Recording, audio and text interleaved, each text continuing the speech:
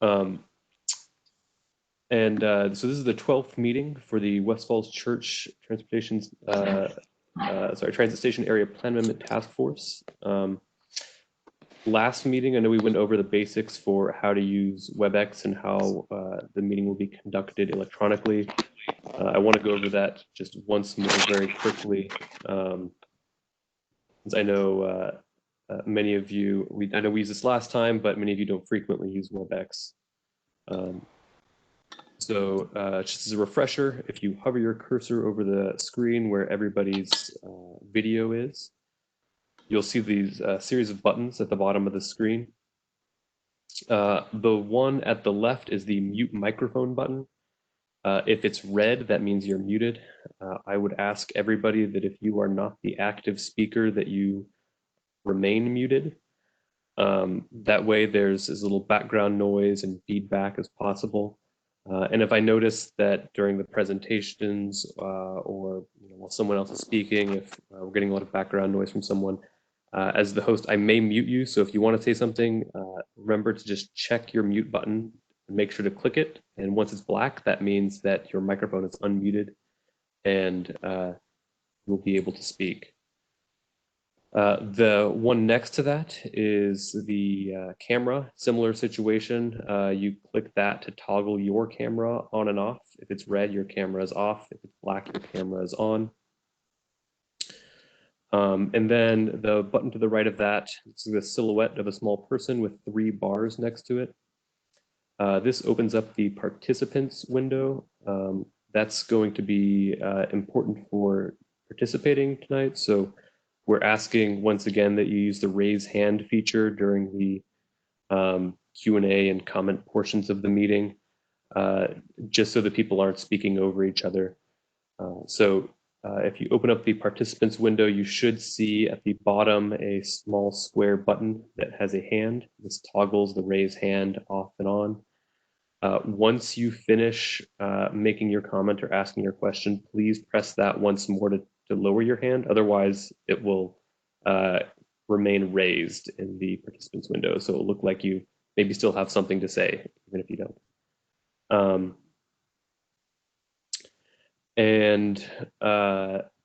So that goes both for task force members and for members of the public. So at the very end of the meeting, we plan to have a public Q&A and comment portion of the meeting.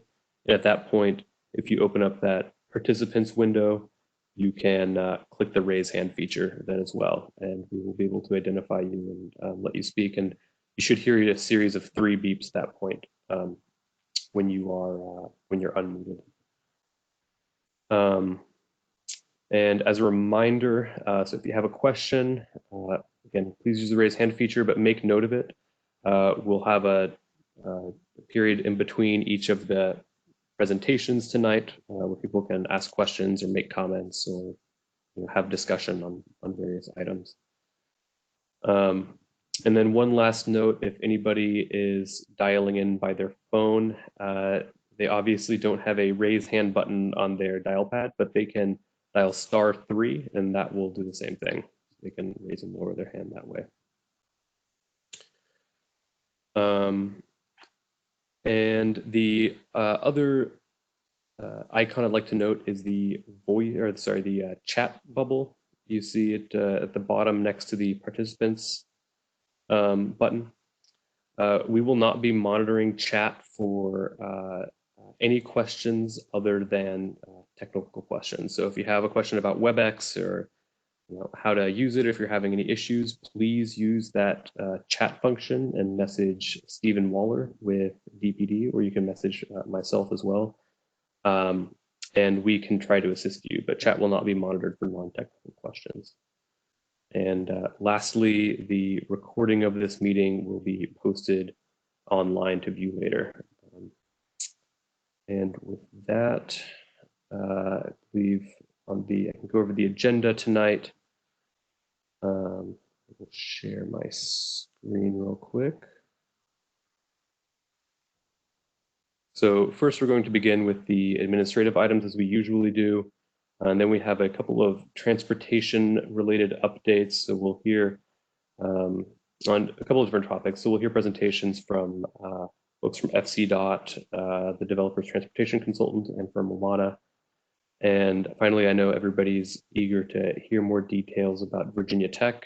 They have some representatives here that will give everybody updates on their latest concepts. And then we'll have a public Q&A portion at the end of the meeting. So with that, we can move on to the adoption of the meeting minutes. David, I don't know if you want to handle that as you normally do. Yeah, I can. Does anybody on the task force have any changes or comments on the meeting minutes? I'll look for raised hands. And I don't think I see any. David Paul has Paul's his hand is raised. Oh, Yeah. I'm sorry. I think I can't see all of the ones on the screen. I'm sorry, Paul. Go ahead then.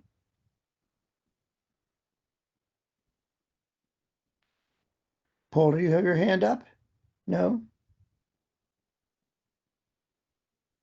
Okay, this is like a Saturday Night Live skit. Okay. Is there some, did you have a question? Yeah, there were two suggestions I had for the minutes. I emailed one of them on July 16th, which you have. And if you take a look at that, on July 16th, I sent Brian, thanks for your email.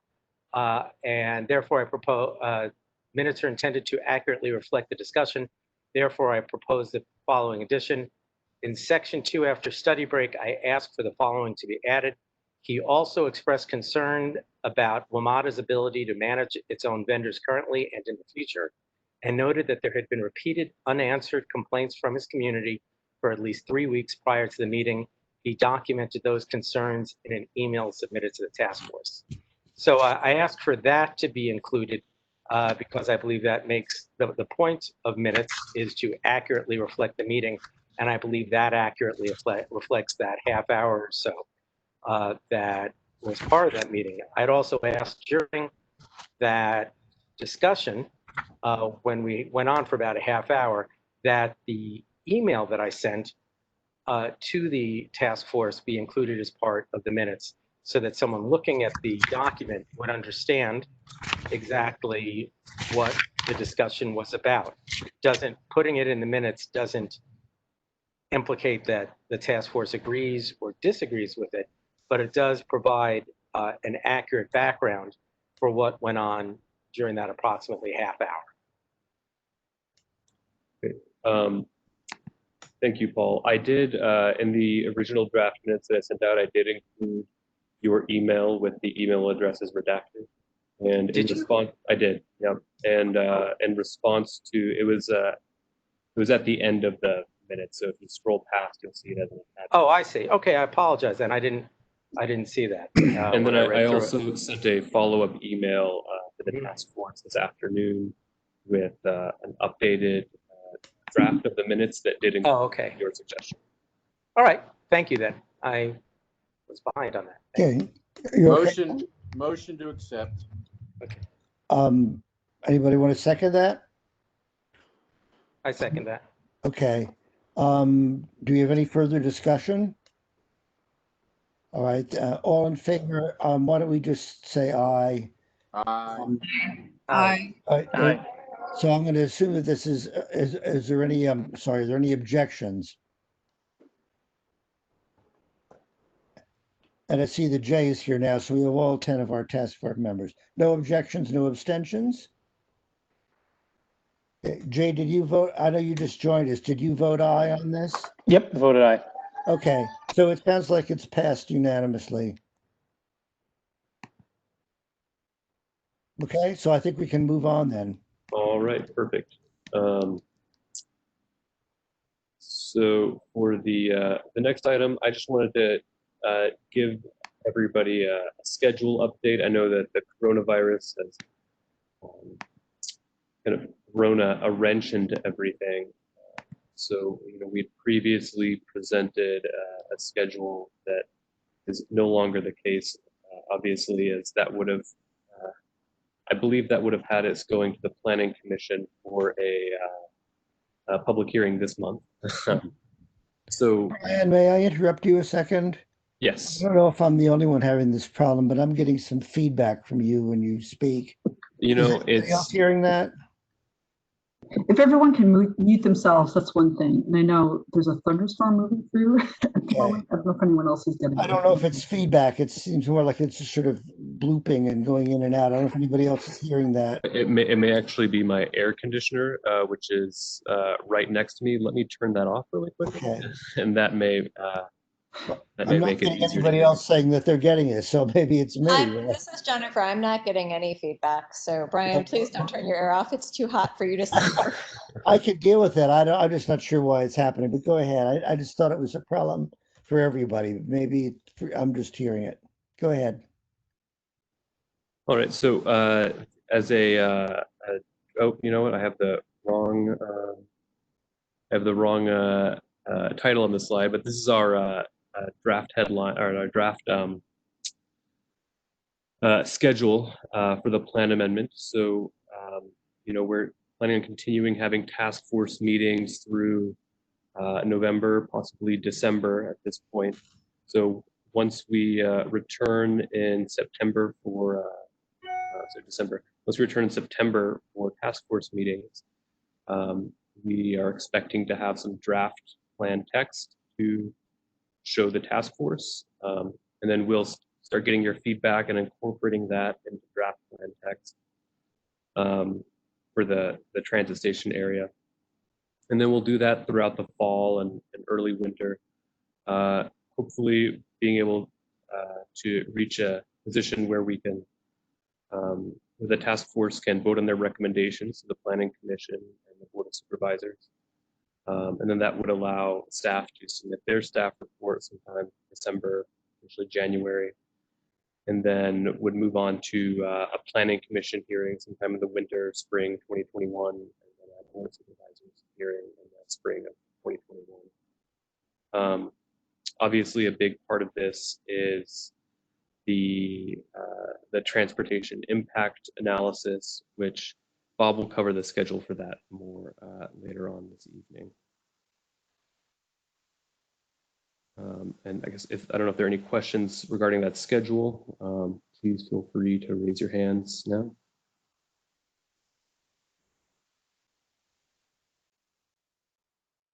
David, go ahead.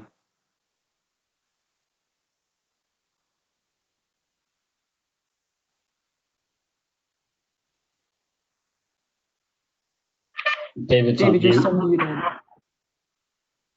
Sorry, I had muted myself like a good person and forgot to. Sorry. On this schedule, are you planning to have a public meeting of some sort? We're expecting that may be at some point around October. Okay. I think part of that depends on, you know, where the task force is at that point in time. We're still not entirely sure what form that would take. Likely, you know, just given the current situation that we wouldn't be able to have, it's unlikely we'd be able to have the traditional public meeting that we normally would in person. We would try and reach people by a couple of different approaches. Okay, because in terms of timing or sequence, I should say, and especially since you can't have a big public meeting, I would just recommend that this meeting occur before the task force makes any recommendation. Is that how it's set Absolutely. up? Is that how it's set up, Brian? Yeah, that's what we're expecting. So we would Okay. be expecting the task force to make their recommendation Mhm. likely November or December. Okay. And so, you know, looking at a public meeting in October would certainly be before that. Okay, it seems to me a key period is going to be between the public meeting and when the task force has to make a recommendation, because for some of us, that may be the best way we can reach out to our neighborhood, since you're not planning any individual, even not especially post-pandemic, but you're not planning any individual meetings with HOAs or civic associations. And so not everybody comes to these monthly meetings. In fact, almost nobody does from my association now. So for anybody to actually be able to hear you all discuss a discussion on this, it would be good if the task force heard all that before we then went back and discussed it with our communities and had to vote. So it sounds like the sequence is correct.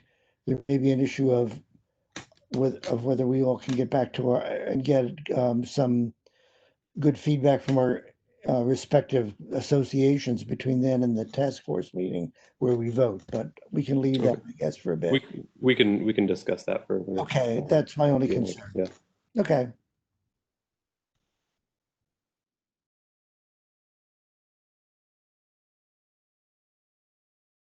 All right. I don't see any more questions related to the schedule, so I am going to stop sharing my screen and pass it off to Bob Pecora from the Fairfax County Department of Transportation. We'll start with the transportation updates. Let me make you the presenter, Bob. Thank you, Brian.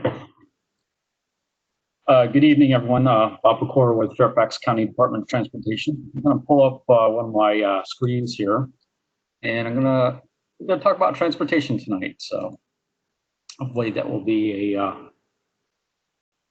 good discussion. So I have a bunch of slides here. So let me open up a couple things here,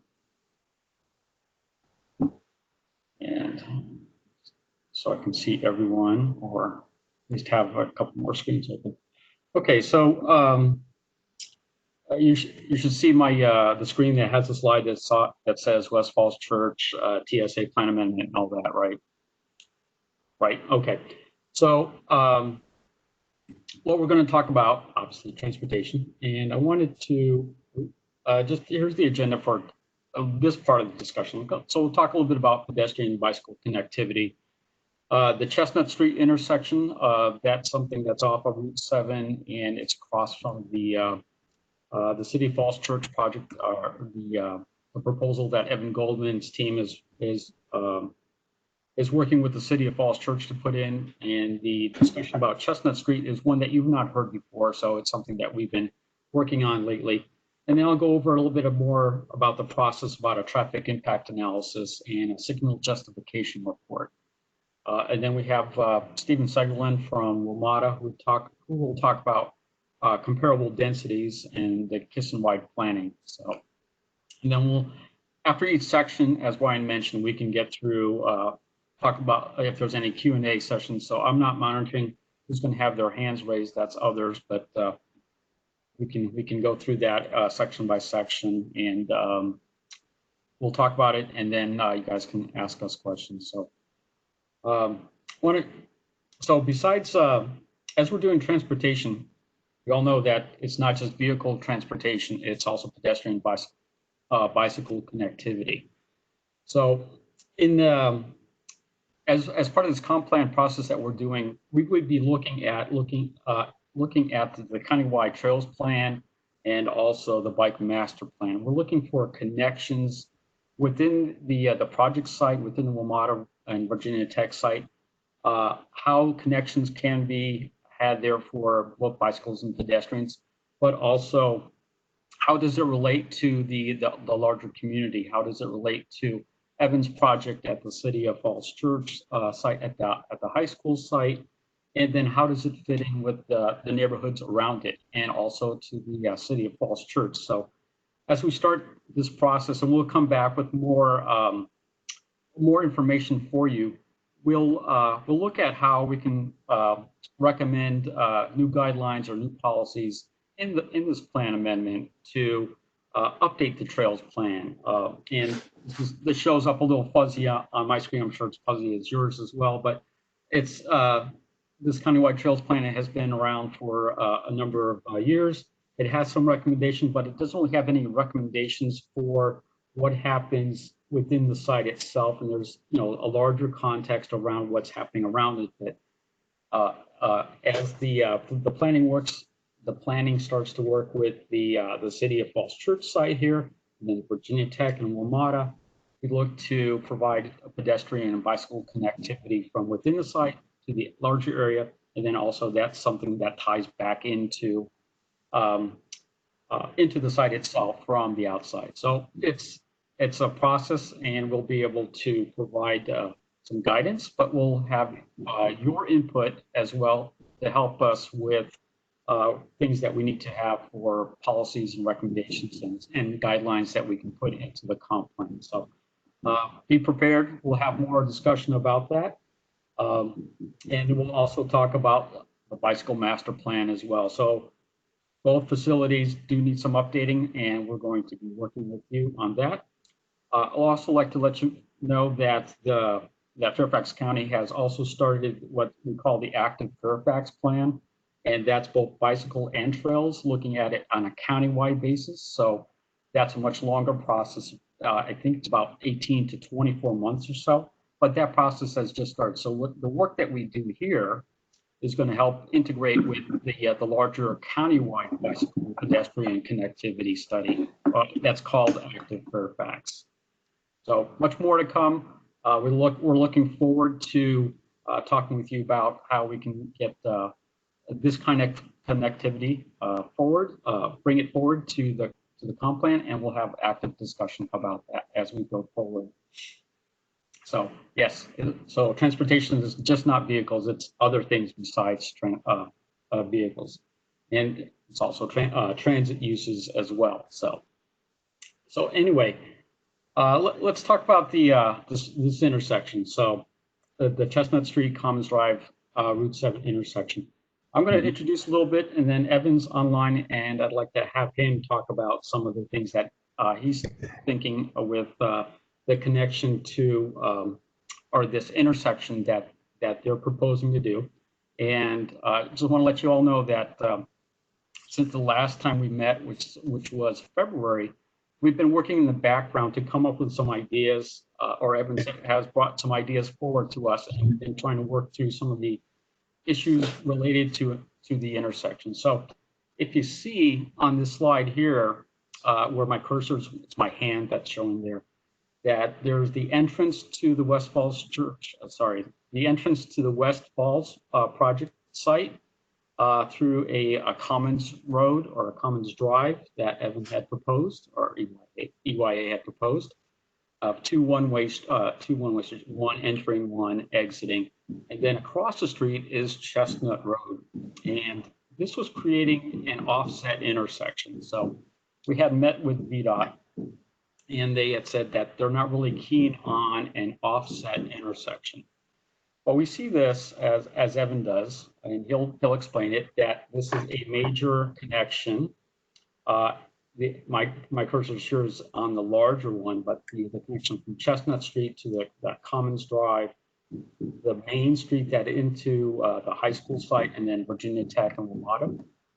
So we're looking at that as this is going to be his main street, his parallel facility to Haycock Road. So, but we need to figure out what happens at that intersection there. So, Evan, if you would like to say something here, and then I'll move on to the next slide as well. Yeah, I'll give good evening, everybody. This is Evan Goldman. I'm actually on vacation out in the Midwest right now.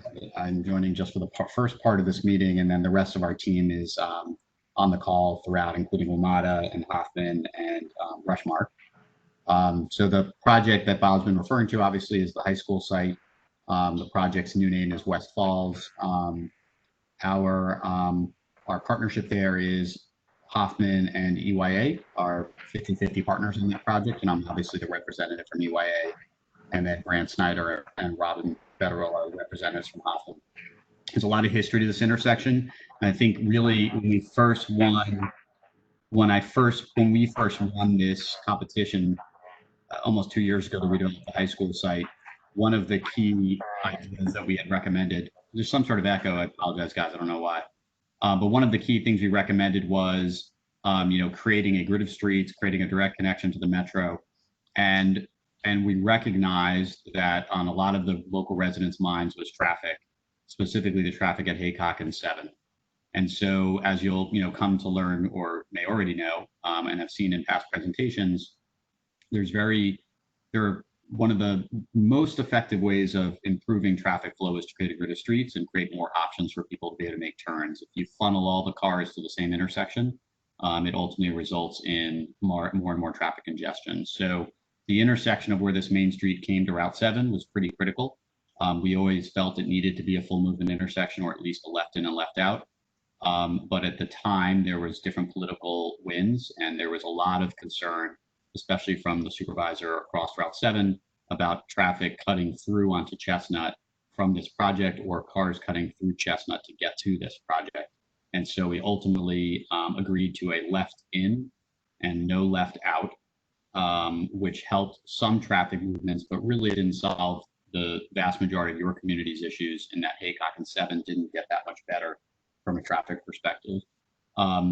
Since that time, there is a different supervisor. Dahlia Palachik is now the supervisor. We've been working with her office, with Supervisor Faust's office, with Bob and the FCDOT team, and with VDOT and the city, to try to come up with an intersection that actually solves some of the traffic problems that you guys are all trying to deal with. So we've gone through about 7 or 8 different iterations.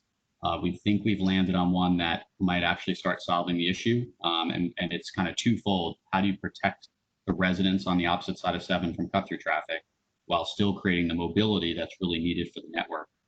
And from the data, and Kevin Sitzman can get into this in more detail later, but what we recognized was the intersection of Haycock and 7, which is an E today, level of service E, 60 to 70 seconds of delay. That intersection is going to go to an F, regardless of what happens on the development of the site. So the critical thing for all of you as a task force, and for us working with you, is how do we make this redevelopment a solution to some of your issues? How do we use the development to create the infrastructure that actually starts solving these problems and making that intersection better?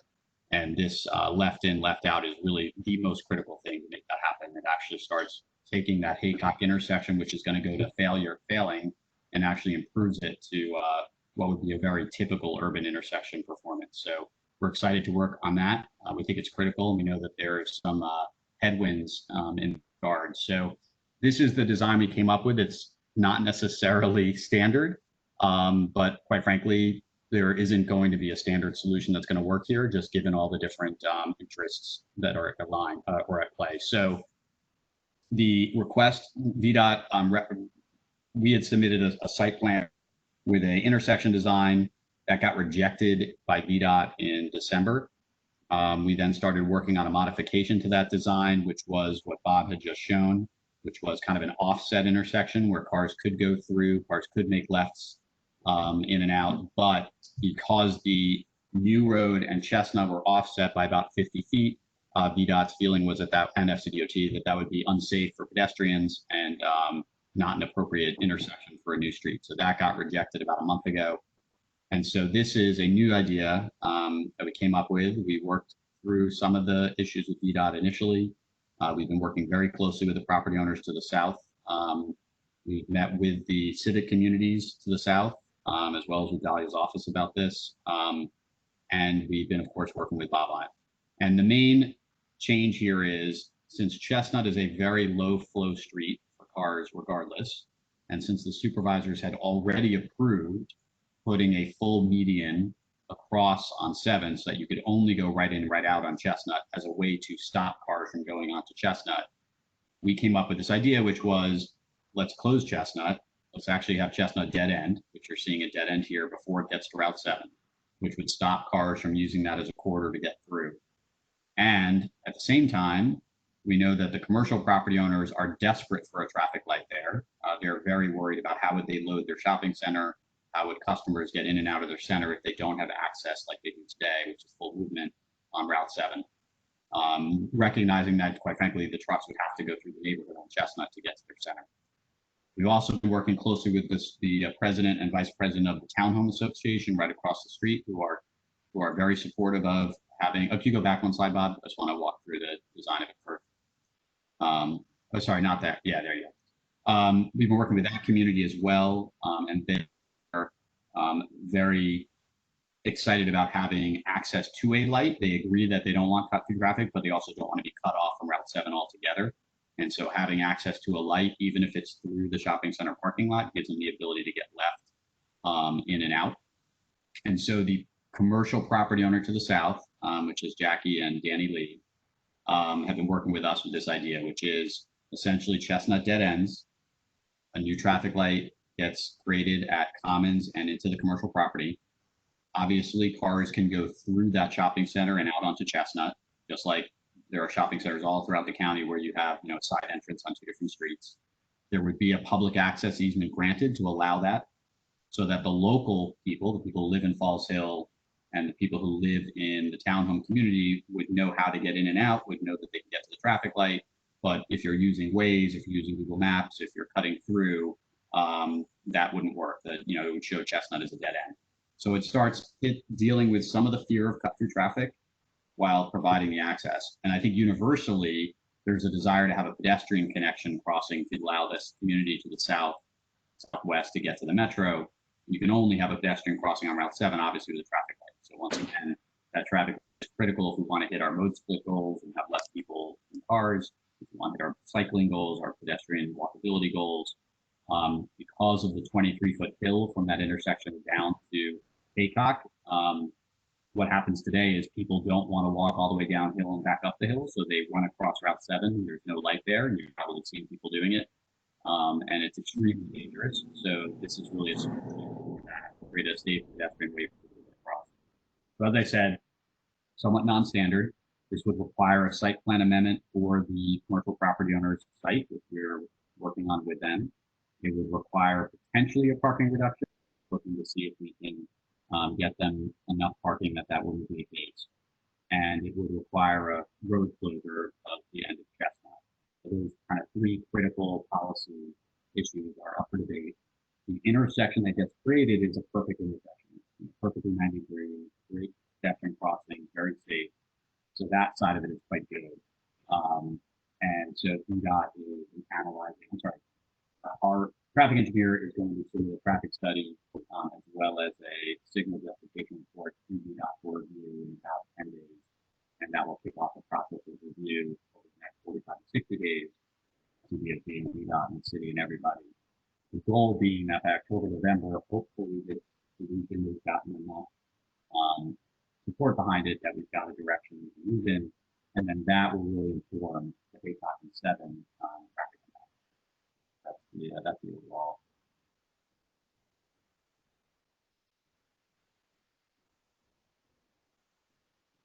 I just got a text. I'm currently cutting in and out. Were you guys able to hear me, or was I? You are fading in and out a little bit, Evan. It only started happening near the end of that portion, though, for me at least. So did the general concept come across, or?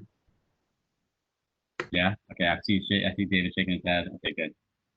So yeah, and obviously I can answer any questions you guys have. I am going to leave in about 15, 20 minutes on vacation alone with my daughter. But if folks have questions about this, maybe you could answer them before I have to head out.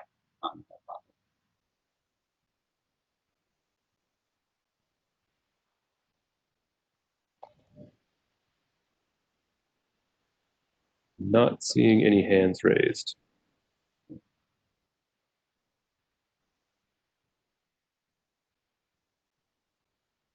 Great. Okay, I'll stick around for a little bit, and then our whole team is here too, so we can bring answer all the questions. Bob, you're muted. Let's even be trying to speak. Am I back on? Yeah, I unmuted you. Okay. Yeah, for some reason, I can't even find my unmute button on the screens that I have open now. So why not? There's always issues with something here. Anyway, so the what Evan just talked about, the proposed concept, I have this slide here that has the some of the 5 bullet points here that he had made, but also the coordination.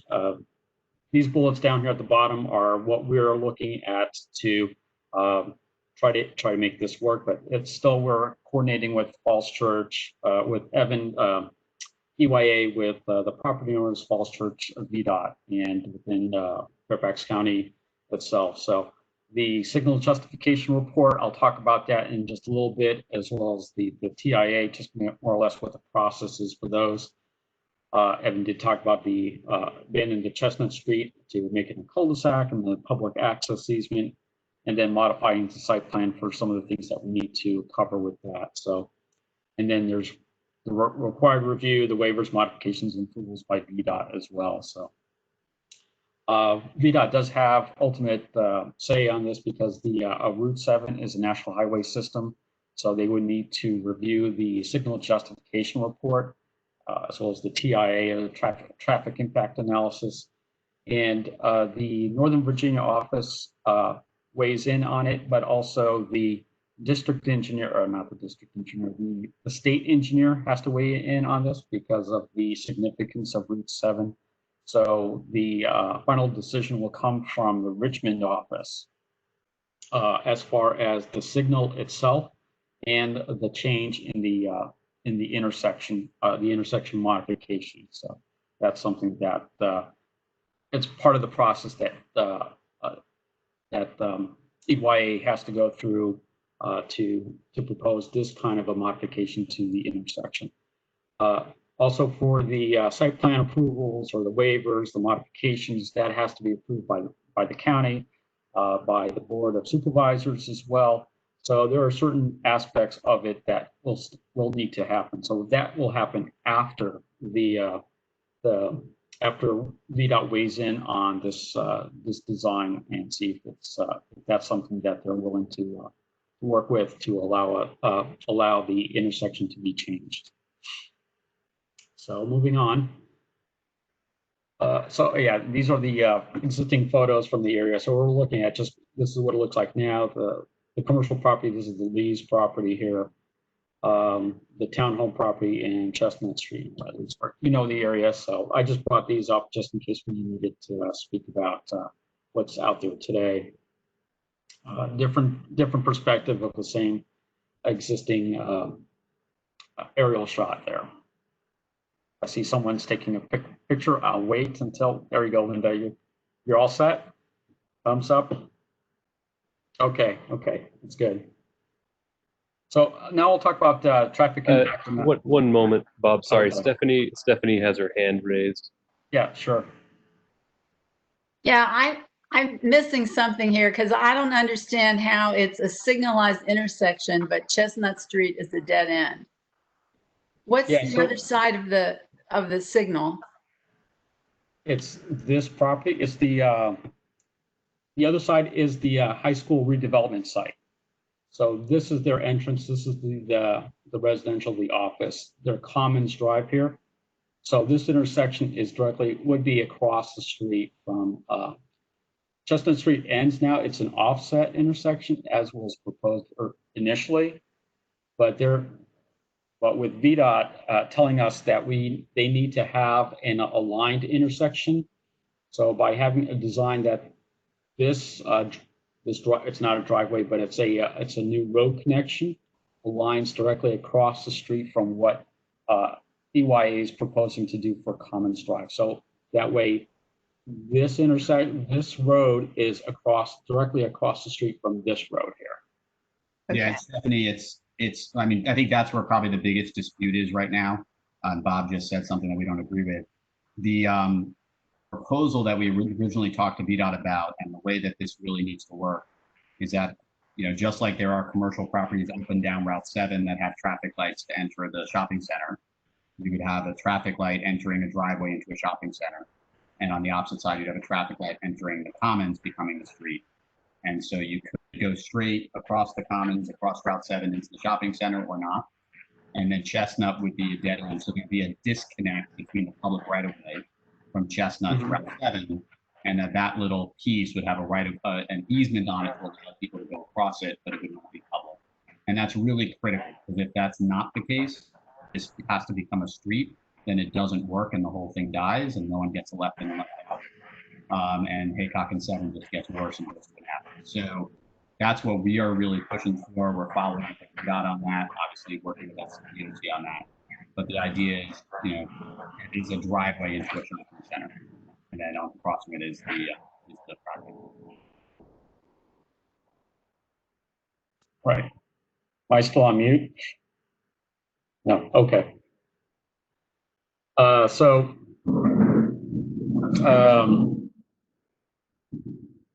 Anyway, so Any other questions on this intersection at this time?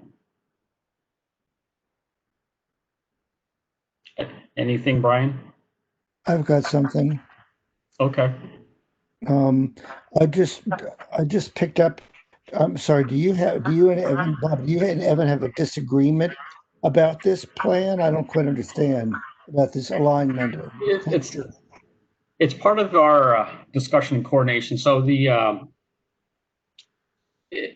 as Evan was describing this as a possible as a driveway or something like that, we had heard recently that this should be an actual road or something like that. So that's what we're trying to work through to see if this doesn't have to be a road, maybe it can be a driveway. But that's something that we still have to work through between the agencies and with Evan and EYA. And so that has not been, that decision has not been rendered yet. So that's something that we still have to work with Virginia DOT on that.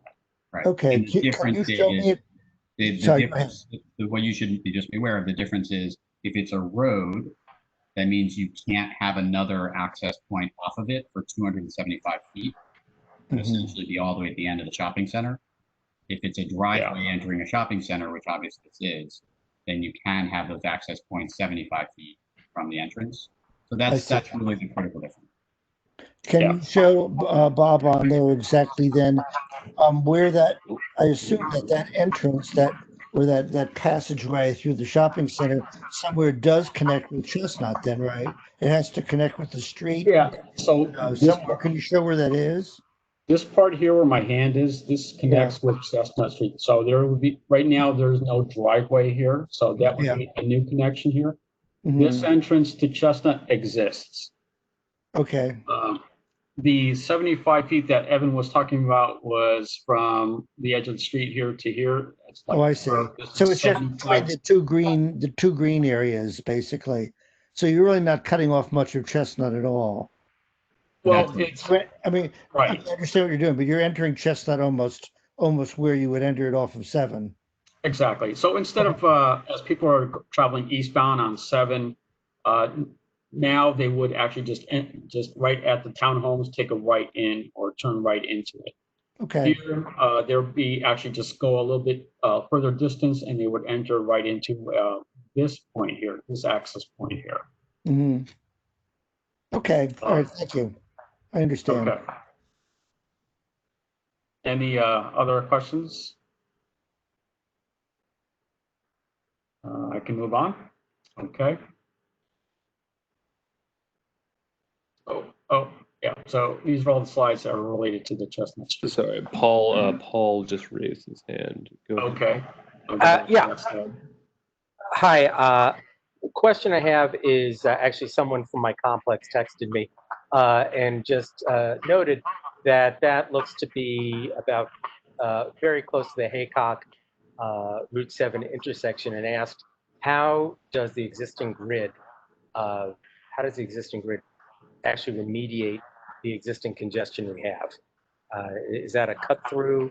Is that a cut through on the into the West Falls that will relieve pressure on Haycock and Route 7? Yeah, it's a great question. That's exactly right. So if you think about it today, the only way to get to the north in this location is you have to make the left turn onto Haycock.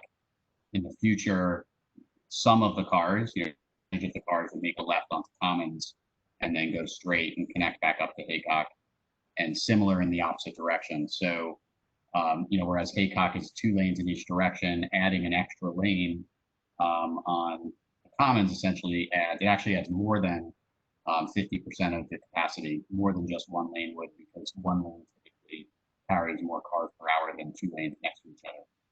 So yeah, so that is the general concept. And what it, even though it's counterintuitive that cars would have to go to the west in order to come back to the east, right? If you're going to make a left, the problem that you often deal with in this neighborhood is cars coming on Haycock, making a left turn on 7 to go towards the City of Falls Church. That's where it backs up into your neighborhoods. And even though it's counterintuitive that you would go to the west in order to make that left turn onto 7, the benefit is because of the cycle, because you can time the lights together, both Haycock and this light, you can get in the same cycle time, you can get multiple cars turning left from not just Haycock, but also from this new street. And then because there's more time at the intersection of Haycock and 7 for cars to go straight, as you know, one of your biggest issues is the intersection timing on that light very much favors Route 7 over Haycock and Shreve. So if you can make the left at Commons, you're getting into the flow of traffic, which is the longer amount of traffic getting through that intersection. So instead of waiting for 2 or 3 minutes at Haycock, left and getting through that intersection more quickly. So over time, especially locals, but people will figure out that that's a potential route as an alternative to Haycock just during when Haycock is back up. So someone will make a left into the complex, into West Falls, and then they'll weave their way around, and then they'll go right into Haycock, and I guess there'd be a traffic light there, allowing them to turn left onto Haycock and then go towards Great Falls. Is that how it works, or? So they could go multiple ways, right? If they made the left here, they can either go to the next street, which is Mustang Alley, which is the school, the new school road, make a right turn. There'll be a traffic light there that would allow them to make a left onto Haycock. They could go to the next street, which is Falls Church Drive, which exists today, and go to the traffic light, make the left there. Or they can continue all the way onto the loop road up to Haycock and, at the far end of the Lamada Ring Road. So exactly to your point, it gives them 4 different places to make that left turn onto Haycock instead of everyone making the same left turn. And that's the beauty of a grid of streets, and that's why it's so critical. All right, thank you. And sorry, Evan, if I could just add to that, Kevin Sitzman with Grove Slade. The other piece of that relieves the congestion with the left turn there is the existing traffic that's headed east on 7, turning left on Haycock, and then turning into the metro station. Commons provides an alternative for that as well.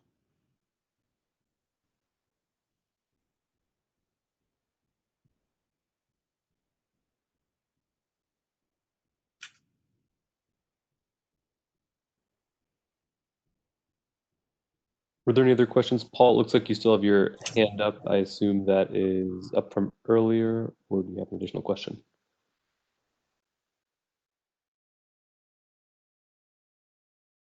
Okay, I'm not seeing any, so you can go ahead and proceed, Bob. Bob, you're muted, by the way. I will unmute you. I don't have that button visible on my screen for some reason, so. Okay. Oh, it's at the top of your screen when you're sharing. You'll see a little orange bar you have to wave your cursor over. Oh, it's up there. Oh, gotcha.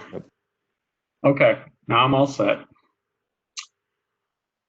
Okay, so on the traffic impact analysis, the TIA, just talk a little bit about process and all that. So the TIA is something that we work with VDOT on the review of this, but these are documents, these are transportation analysis documents that look at the traffic impacts of the area related to a comp plan or a plan amendment or rezoning that meet certain thresholds. And what it does is this analysis provides us with information that we can use to help guide us in making traffic or transportation recommendations or anything that we need to do to look at changing some policies or looking at the impacts that the new development might have. But we're also looking at the level of service, the amount of traffic that's going to be generated by the new uses, and what we can do to mitigate that, or not what we, but what the developers can provide for mitigation. And that's something that that is something that VDOT would like to see, that we're not going to be putting a project together or approving a project that is totally going to be a detriment to all the intersections around it, signalized intersections, or put so much traffic on the roadways without some kind of a traffic calming or mitigation on it. So the grid of streets does help out, but we also look at the signals themselves, but we also look at the volume of the vehicles that will be generated by the site. So even though that this is in a transit station area, that there's going to be a metro station there, we still think that there'll be vehicles accessing this site. So it's not just people that live and work and play in this area, but they're also there.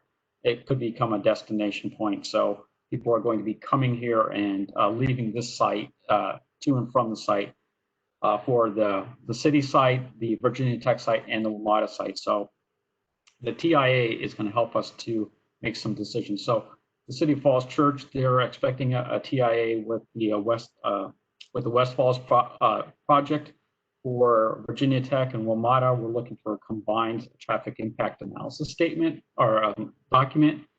And that's something that we'll be reviewing with VDOT.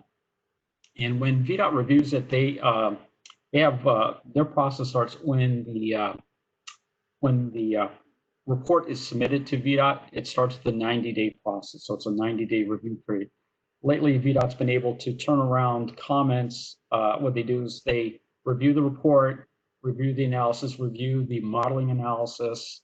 Their traffic engineers go through that, and they see if the logic is sound behind the modeling of what's going to be happening in the future. So it's a travel forecast of the amount of vehicles that are going to be accessing the site, but also around the site as well. So when the process starts, they have about 40, they can turn around comments within 45 to 60 days. And then the applicants, or in this case, it would be Grove Slade with the EYA team, with Rushmark and HIT as well. They'll have 30 days to respond to the comments that are generated by VDOT and submit a new, a revised traffic study answering the questions that VDOT has. So it's a process, but it helps us out with planning for the roads or planning for the impact, so we can kind of gauge what's going to happen in the future there, so we know what needs to happen at the signalized intersections or what happens with the road itself. So in preparing a TIA, this is something that I presented before, like last year, but I wanted to give you some insight as to what happens with the TIA. So there was a pre-scoping meeting. The applicants, or Grove Slade, has already done that. They did that in June or July of last year. And they put together their methodology of how they're going to do this traffic study. And that's something that VDOT had to sign off on it. And Fairfax County, or Fairfax DOT also looked at it, reviewed it. So I looked at it with our traffic modeling forecasting team to make sure that their reasoning is sound by how they're going to be doing this analysis. So they prepare like a trip generation table. There's an ITE, Institute of Transportation Engineers, trip generation tables that counts how many trips are generated by each use. That gets put into the traffic analysis. They've also done traffic counts in the area. They did those last year prior to the pandemic, so the traffic counts are good there. But they also work with our Fairfax County Transportation Model, or Travel Demand Model. They also work with the Metropolitan Washington Council of Governments. There's also a much larger regional travel demand model that they incorporate into their analysis. And what they're doing is predicting existing and future traffic conditions, and then the mitigations, as I had mentioned. These are just a couple of trip generation basics. It's like a glossary here. What an average trip generation rate is, where it's based on.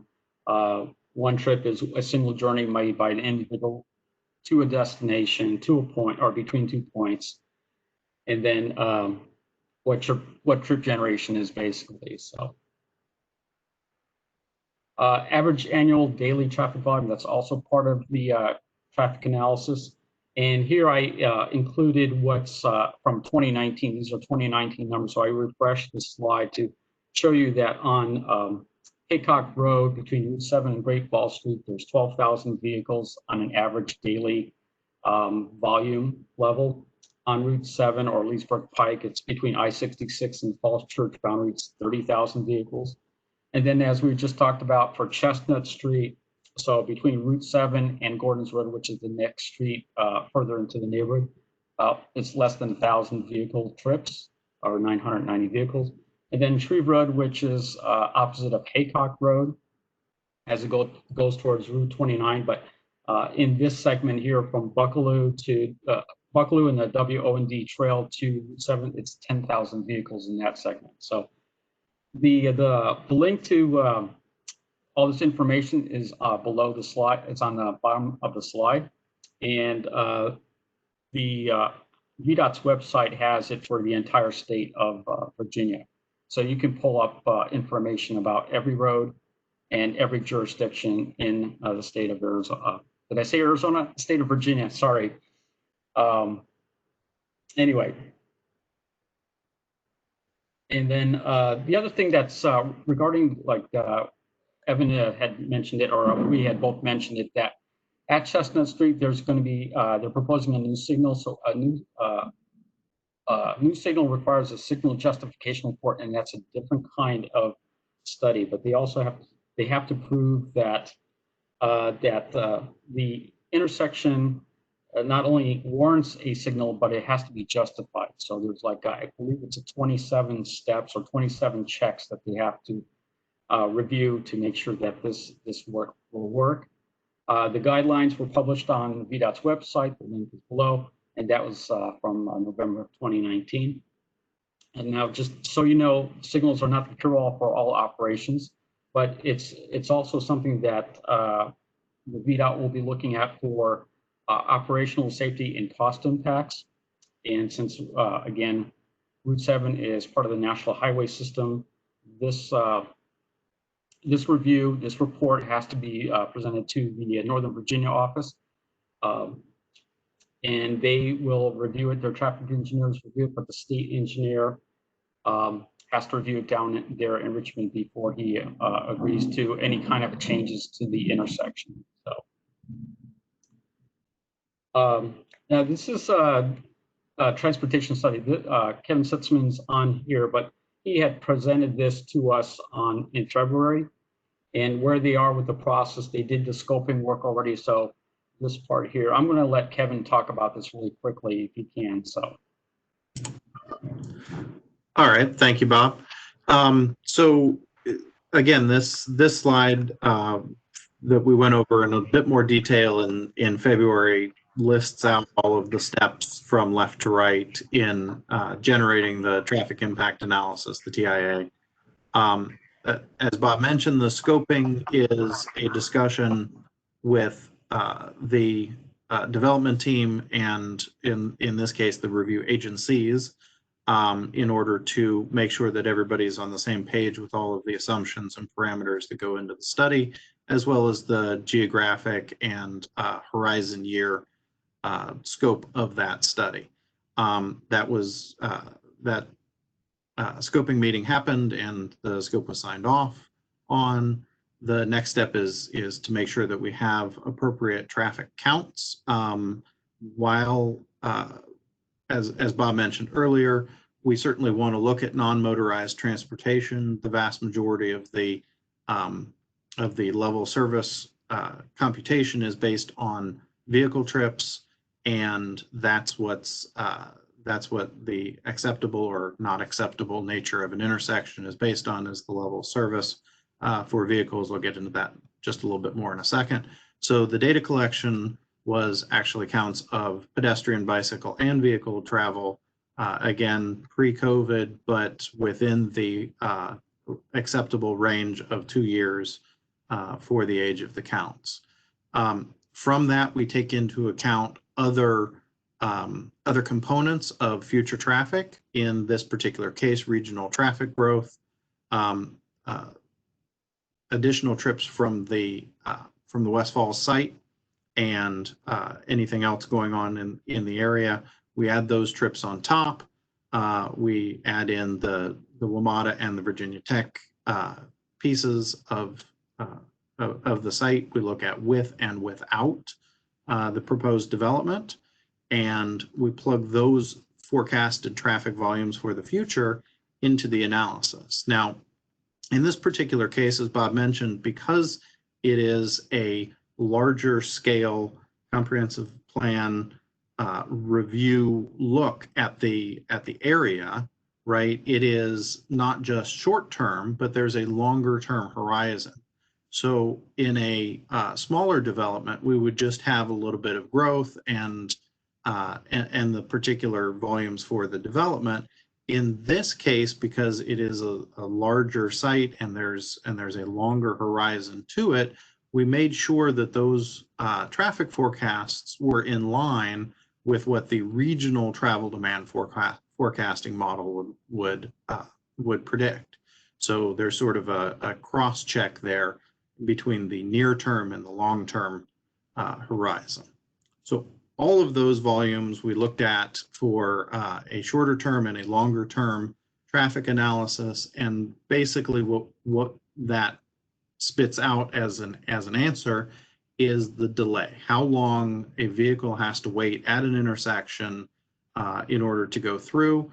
And based on that level of delay, there is a measure called level of service. So short delays are level of service A, long delays are level of service F, and there's A, B, C, D in between.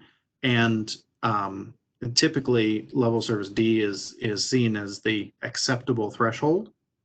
And that's that threshold is 55 seconds of wait time. And as Evan mentioned before, and I'm going to go ahead and ask Bob to go to the next slide. As Evan had mentioned before, the critical intersection of Route 7 with Haycock and Shreve, which is at the bottom of the slide here in a circle with some blue fill and some red letters that are very hard to read. That's level service E. This is the morning, and there's another slide with the afternoon delays. That's 60 to 70 seconds today. This is existing conditions. In the future, that may go up as high as 140 plus seconds of delay, which is level service F, which is not really good. If we don't have any improvements to the intersection, there's no improvements in the corridor, there's not additional porosity to the sites, the combined area here with the WMATA site, the Virginia Tech site, and the high school site. But if we provide additional left turn access, for instance, into and out of the commons, that drops back to the order of 50 to 55 seconds of delay, which is back into the level service D range. Again, because of the ability for people to either go directly to the metro station without going through that particular intersection, or as Evan mentioned, basically the fact that you're adding a parallel lane to Haycock to allow people to to move without going through that intersection. We had looked at a couple of other options in terms of mitigation, whether there were other street connections we could punch through. A grid of streets, again, operates much better in terms of being able to distribute the traffic. And if we were to look at any of a couple of different options, we can keep that level of service D at the big intersection of 7, Haycock, and Shreve.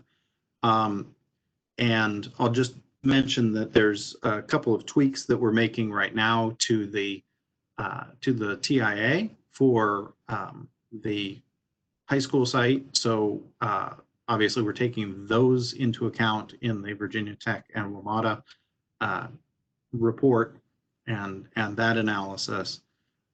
So we are we're doing both of those in parallel, and then, as Bob mentioned, also a signal justification report for the intersection at Chestnut and the Commons along 7.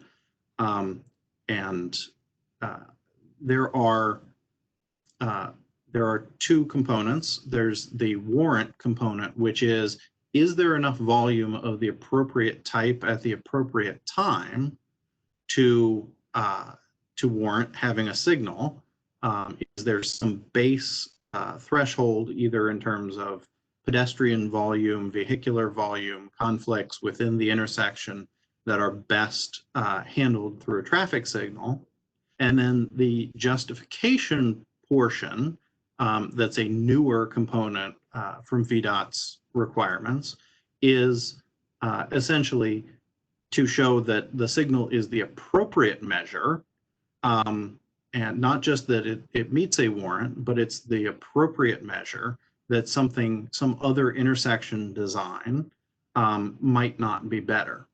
A lot of those alternative intersection designs, I believe there's 24 of them, are a little bit more what I'll call highway oriented. There's some displaced movements and things like that. So you're required to go around or go through an intersection and make a U-turn instead. And some of them require additional right-of-way, and so aren't very urban in character and may not fit within the right-of-way that's available here. Some of them are very pedestrian friendly, and some of them aren't really pedestrian friendly. So all of that stuff gets put into the evaluation. As Bob said, there's like 27 criteria to make sure that we're paying attention to all of those different things. And then once we submit that to the Northern Virginia office of VDOT, they will review it. We will come to some agreement with them, and then they will pass that along to Richmond with a recommendation for an approval or modification through the state traffic engineer. Hopefully that was all I wanted to cover. Paul, I saw your hand is up. Thank you. I don't know anything about transportation, but we do have a transportation planner in my complex, so I asked him to send me any questions. And the one he sent was the regional MWCOG model is not sensitive enough to capture the demand and routing changes for this type of localized intersection. How did you address this issue? Right. So again, it's sort of a two-part look, and for the shorter term analysis, that's absolutely a correct statement. What we do is we take the existing traffic counts, we look what the historic growth has been, we add that on top, we add specific trip generation, as Bob had mentioned, for each individual use and the interaction between those uses for each of the high school, Virginia Tech, and WMATA sites. And so that's a much more fine-grained look than the COG model would be. The Metropolitan Washington Council of Governments model includes the entire region, right? So a new job pops up in Maryland and a new household is generated in in Loudoun County, and is there a trip between those that occurs? This is much more fine-grained at the local site. We obviously didn't evaluate anything in Maryland, didn't evaluate anything in Loudoun County, but we're looking in much greater detail in the local area. But at the same time, we looked at the COG model volumes with the current land use recommendations for the WMATA and Tech sites, and made sure that we were consistent with that in terms of are we projecting much higher volumes or much lower volumes than that, or are we pretty much on target with that? And then again, we're adding the specific change from the comprehensive plan current state to the suggested state, and again, looking at those on a turning movement basis at every one of the intersections that you see on the screen here, which is just something that the COG model does not do.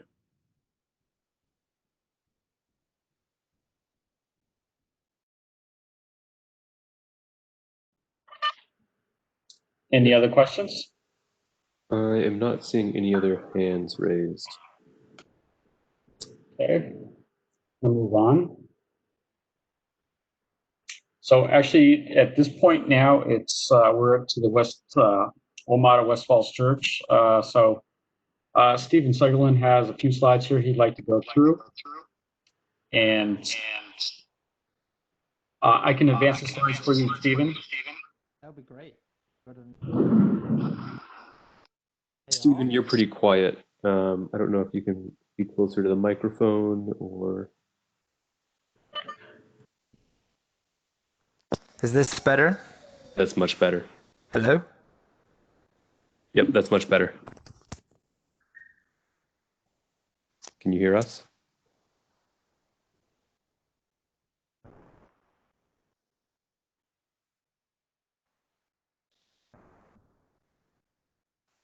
All right, well, we cannot hear you now, Stephen, if you're trying to speak. Can you hear me now? Yes, we can hear you now.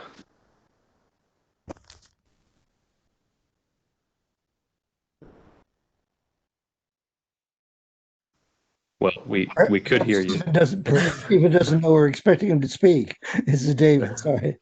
Or I think we're waiting, Stephen, for you to present this. Take 3, does this work? You're Now you're very very soft quiet. again. Oh, okay. I'll try and talk louder, but I don't know if the phone will do much. You were speaking at you were coming across at a good volume before, but then you just would immediately go quiet after that. Huh. That's well, we'll give this a try. I don't have actually too much to say. I think we'll get to the slides quickly. But during our last meeting, there was a query about the FAR level development, other stations within the region, particularly about other stations that were developed at 1.0 FAR. Sorry, Stephen. I don't know if you can try adjusting your microphone again. I have my volume all the way up, and I can just barely make out what you're saying.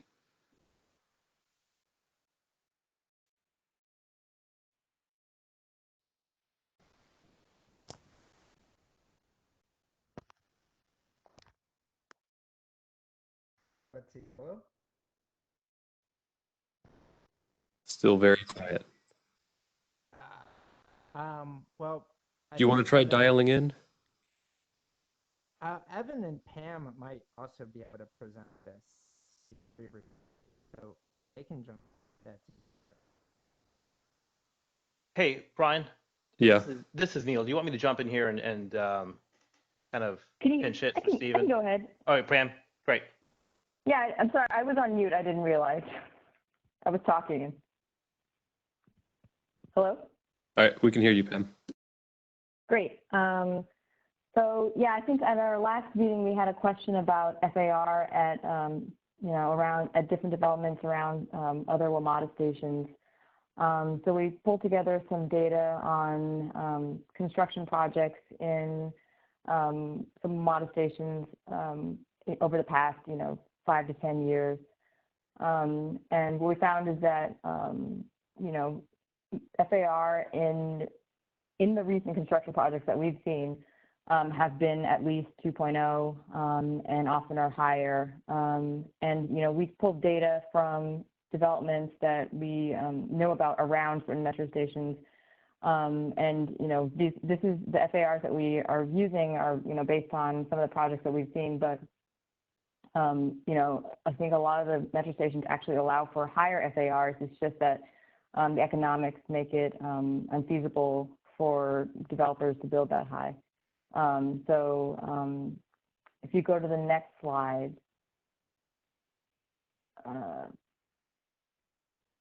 Bob, can you advance to the next slide? Oh, thanks. There you go. We just pulled some examples of some of the developments that we've seen. As you can see, Vienna, Brooklyn, and Wheaton are FARs of 2. And we've at Rhode Island, which is obviously in Northeast DC, the FAR goes up to 5, and heights are up to 160 at Wheaton. Next slide, please. And again, some other comparable areas, more, not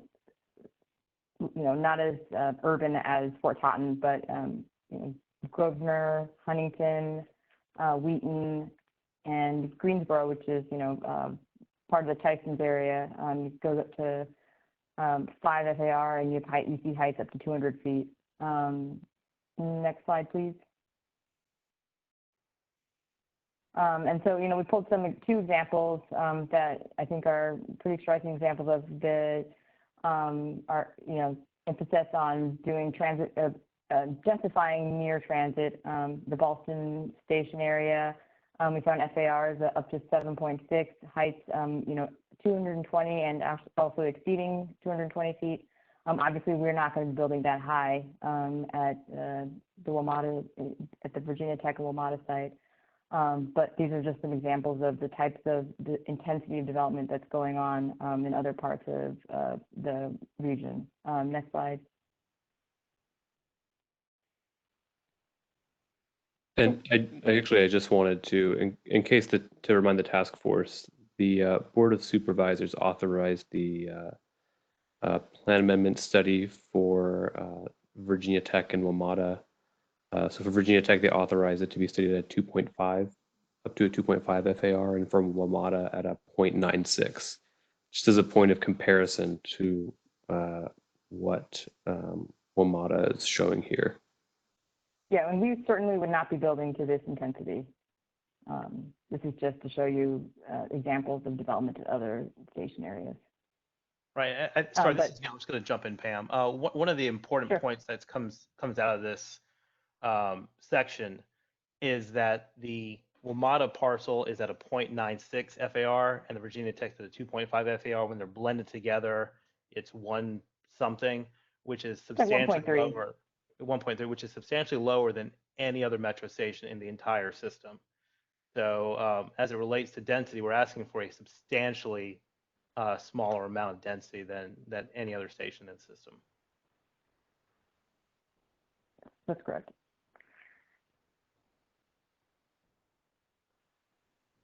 So, we just wanted to pull together some slides to show you the examples of, in response to the questions from the last, at the last meeting. And I think the next slide is about Kiss and Ride. I think there were also some questions about Kiss and Ride at the Kiss and Ride spaces at the WMATA at the station. Actually, before we move on to that, I see Paul, you have your hand up. Yeah, could you go back to that slide with that showed the stations, the map of the stations? Sure. The forward one more. The one that showed all the different stations with the FAR. Yeah. So, okay, so I'm acquainted with a number of these stations. I'm acquainted with Rhode Island, Clarendon, Ballston, Dunloring. And you've given me you've given us a comparison of density, but you haven't given a comparison of the cross streets. So for example, Clarendon has Clarendon Boulevard and there's Wilson Boulevard, which are both pretty big. It has North Highland, which is bigger than Haycock. Ballston has if you put up a map of what's going on there, you'll see big streets going into one another. And Rhode Island has, Rhode Island Avenue is really big. They have a bunch of cross streets going on there. And we don't have that in West Falls Church. So, it's one thing to say that this is a pier and just compare density, but what about the pier about what the traffic is and how big the streets are in that area? So to me, West Falls Church has one street that's comparable going through it, and that's Route 7, which is congested as it is. But it doesn't have, as Ballston and Clarendon, and I believe Rhode Island Avenue and Dunloring, it doesn't have those multiple big streets near it. So to me, I don't see exactly how they're comparable, but I'm not an expert. So could you not just give us comparable as it relates to density, but comparable as it relates to getting in and out on streets. There are other people here who must know other metro stations. So if they disagree with me on what I just said, I invite them to disagree with me. And if they have any knowledge about any of the other stations, particularly on the red line, I see the orange line. This just seems to be different to me. Paul, this is Neil from Rushmark. You bring up some good points about streets, and I think that's one of the reasons we're trying to integrate some more streets into the heart of the project to help break up traffic. I mean, that's the whole concept of the grid of streets and breaking up traffic. And my guess, and Kevin, if you're still on the line, can probably hop in here about what he thinks the level of levels are in Ballston, Clarendon, Rhode Island Avenue. My guess is they're probably lower levels of service than what you have at Hastings. Yeah, so for instance, around the Ballston station, I worked on 5 or 6 or 7 traffic studies in that area, and that's generally level service F on those streets. But there's, a conscious effort to try and manage the balance between pedestrian activity and vehicular activity in those areas, particularly in the Roslyn-Ballston corridor. I do not have, a tabulation of all of the traffic volumes associated with the various stations and sort of like here's the 6 streets around them and the combined volume is X and there's Y number of lanes. And so I would agree that West Falls Church is a little bit different, but I think you're probably going to end up with about the same volume to capacity ratio at most all of these stations. I suppose we can look into that a little bit more if that's if that's information that would be helpful. Hey, Steven's here. I finally got a new connection. I don't know if this is better.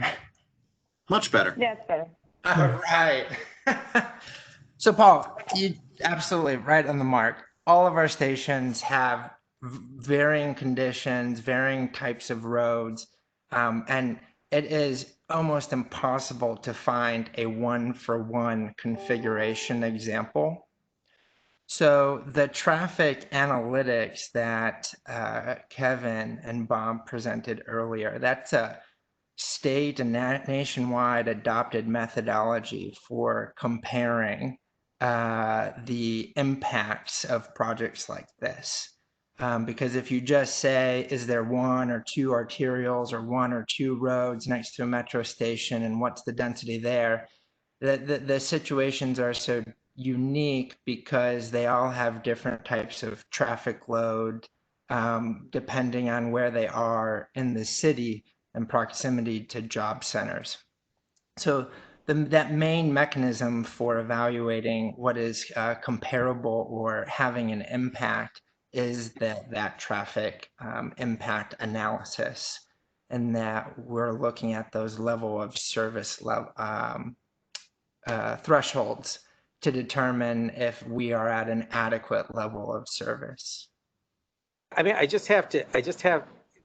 thing that jumps out at me is that I originally asked for peer stations, and I would have preferred someone to just simply say there are no peer stations, because Clarendon is not a peer station. Agreed. Clarendon, you see a ton of people walking in and out of the Trader Joe's. And we, I'll be honest, we didn't originally have it on that list for that specific reason. I said Greensboro, Ballston, Clarendon aren't comparable. They're major urban activity centers. But okay, then why are they on this? Then why are they on this map? The group wanted to just share a variety of context. So I let the group win so you guys can see variety. But you are right. The stations more like Wheaton, Fort Totten, Twin Brook, Rhode Island are much more comparable. Okay, I don't know if anyone I don't know if anyone has experience with those stations. I could probably ask some people around, but I'm just not thrilled with having been presented this in this manner, because I just don't view it as accurate. And then not accurate because Because Clarendon and Ballston and Dunloring are being presented to me as peer stations, and they're nothing like it. So how do you define a comparable station then? What is the metric? Well, I mean, I'm going by what you just said to Yeah. me. I mean, literally, I mean, if you go to Clarendon and Ballston and Dunloring, they're just, you know, the experience, the roads around there, they're just nothing like that. So I kind of had expected something like, and I'm not an expert, I kind of expected something like Hyattsville or something out in the suburbs. But it seems what I've been presented is, oh, look, here are a bunch of areas that are just so much more dense. And aren't you lucky at West Falls Church not to have that level of density? And I don't accept that. Paul, Okay. this is Neil jumping in. Do you happen to remember, have you been living in this area long enough to remember what Dunloring was like before they redeveloped the station area? I didn't go to Dunloring. I've been in the area since 1995. I didn't really have a reason to go to Dunloring. I go there a bit now, but I don't really. I went there a little bit. It really wasn't nearly as developed. But I was also told at a prior. Right. I was also told in a prior meeting that we should ignore Dunloring because it was developed under an entirely different scheme. That was several meetings ago that I was told that Dunloring just was something that we shouldn't view as the development at Dunloring is similar to West Falls Church because it was developed under entirely different circumstances. So I'm just kind of surprised why Dunloring is there at all. Well, I mean, I'm not the only member of this task force. If there are other people who disagree with what I'm saying or who have better knowledge of some of these stations that are further out on the red line, I'd like to hear that. One of the interesting things about Dunloring I'd point out is it doesn't have the direct highway access that West Falls Church does, yet, and they have higher levels of FAR development.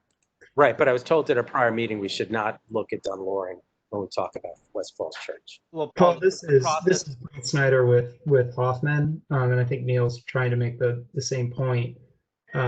You know, looking at today versus looking at what they are, I think is an important comparison, and that's why this data is relevant. If you look, you know, I grew up in the region. I'm old enough to remember when the Roslyn-Ballston corridor had nothing in Clarendon and nothing, and you know, a Heckinger Mall sitting, or a Sears Auto Shop sitting in the middle of where Market Common is today, and those are auto streets.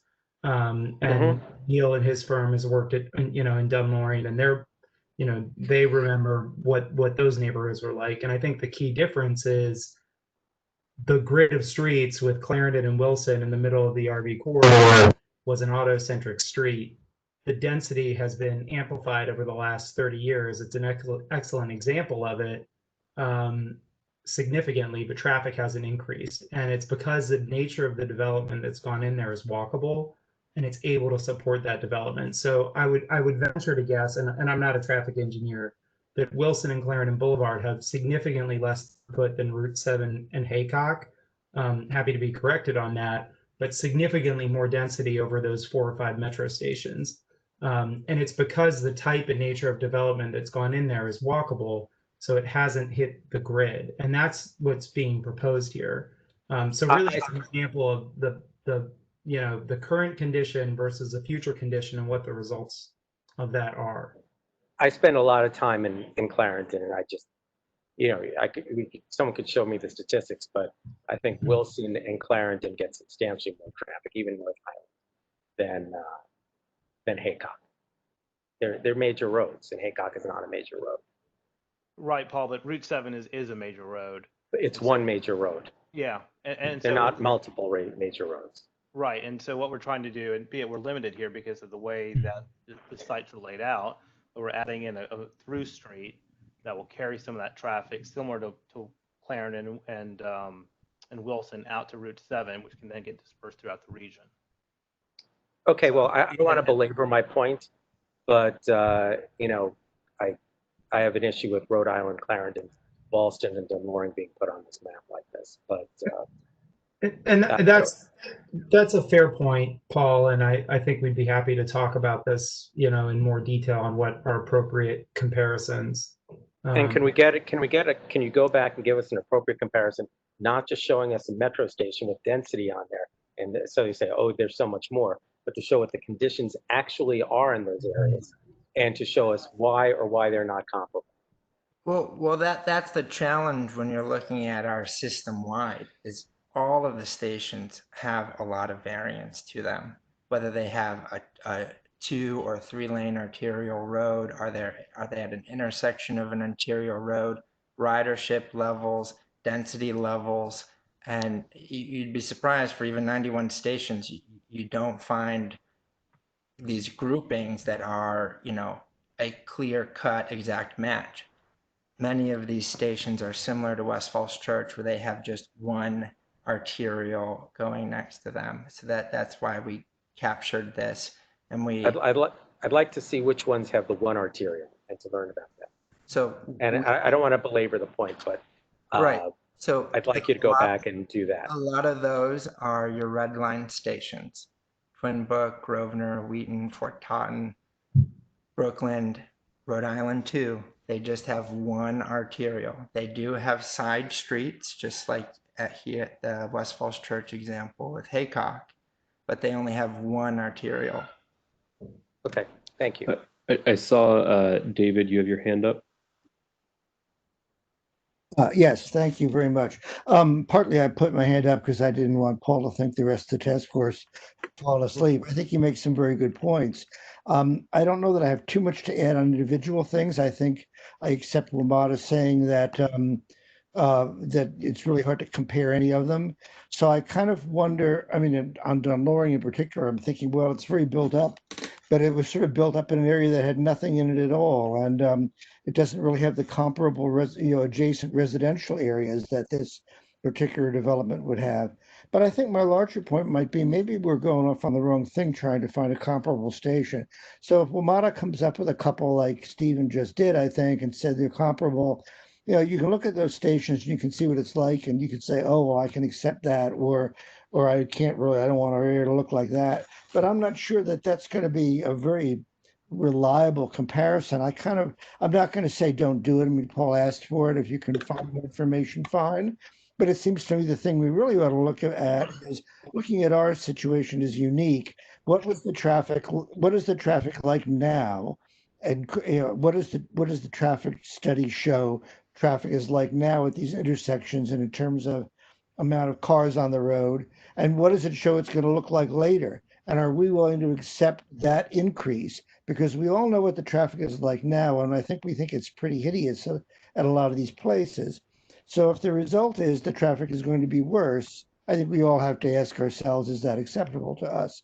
And I'm not sure it really matters whether we can look at Twin Brook and find that we have approximately the same number of arterial roads or whatever. I think it's more helpful to just look at before and after at our situation, because we sure know what the before is like. And it's pretty bad, actually. And that's pretty much my whole point. And that's where that traffic impact study provides that mechanism to do the before and future forecasted look. Okay. And Jennifer, I see your hand is up as well. I know you've been waiting for that.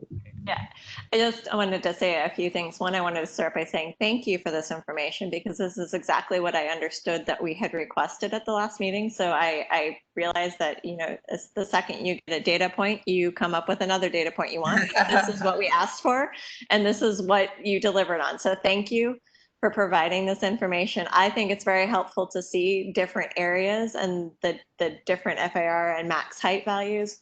And the reality is all of these communities are very unique. So I think having different data points to understand what the height of the buildings looks like and context of the different communities and what might be proposed here, I think it's helpful. So I also think that Dunloring is in some ways a good comparison because it backs up into 66 and has that kind of wrapping around it.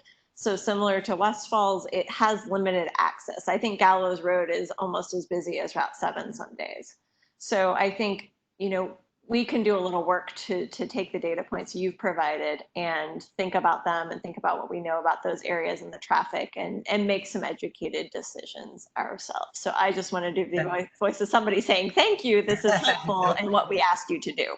And we also have a table that's not in this slide deck, but we can send to you, and it identifies the number of jobs and households in each station half mile, the number of arterials, the lanes of those arterials, and then also the FAR and height levels. So we can send that to Brian and he can forward that.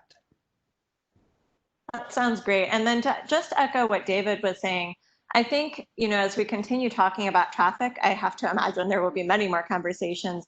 Having a sense of, the before and the after, and then everything that you think will be done to mitigate the traffic, because as David said, it is hideous right now. And I think this development could be a wonderful thing, but I do hope, there's some very intelligent people involved in this project and on this call. It would be great to hear a little bit about what will be done to try to mitigate. And I think some of that conversation's already started by talking about Chestnut and that sort of thing. So I would encourage more of that information. I would appreciate. So thank you. Thank you. And Cheryl, I see your hand raised. Yeah, I would only add one thing. I completely agree with David, and our situation is all that matters to me.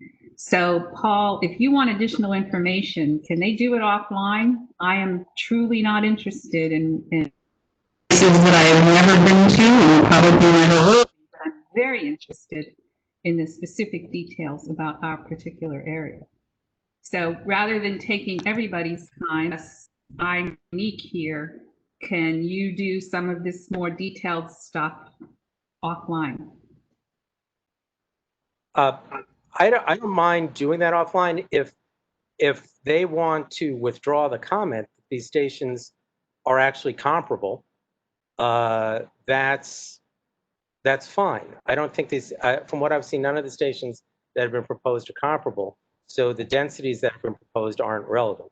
Understood, but I don't care about the other stations. I only care about all the statistics that are coming up about our particular situation. So if you're interested in comparable information, regardless of what your definition of comparable is, you're interested in other stations, that's great.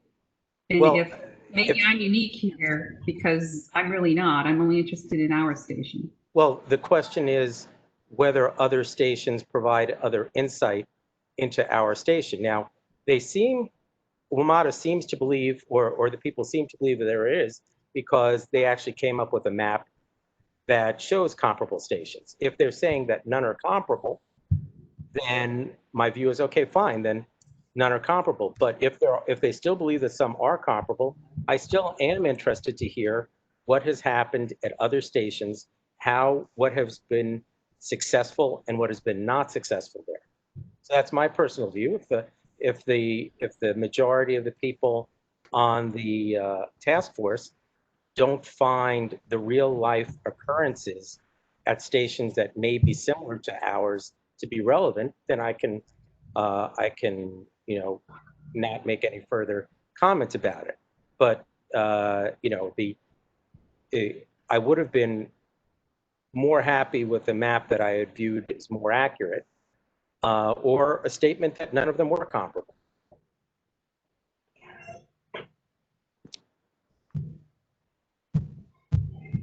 Jay, I see you have your hand up. Go ahead and unmute. Yeah, I don't know how many folks have lived close to these stations. Looking at them, I lived within walking distance of 4 of them, Grosvenor, Clarendon, Ballston, obviously currently West Falls Church. I don't think any of them are even close. And I just to back up what I think Paul was getting at is if they're going to be used as comparisons for arguments as to, well, look at it's not as bad or leverage. I mean, I think it's fair just to try to parse that out. I've been living close to the West Falls Church Station for 3 years now, and I agree with the statements that current traffic is horrendous. So anything obviously that can be due to actually use useful comparisons and comparisons that are relevant, the better. But I do err on the side that this map isn't representative of fair comparisons from personal experience of actually living at, like I said, 3 of them and knowing these stations very well.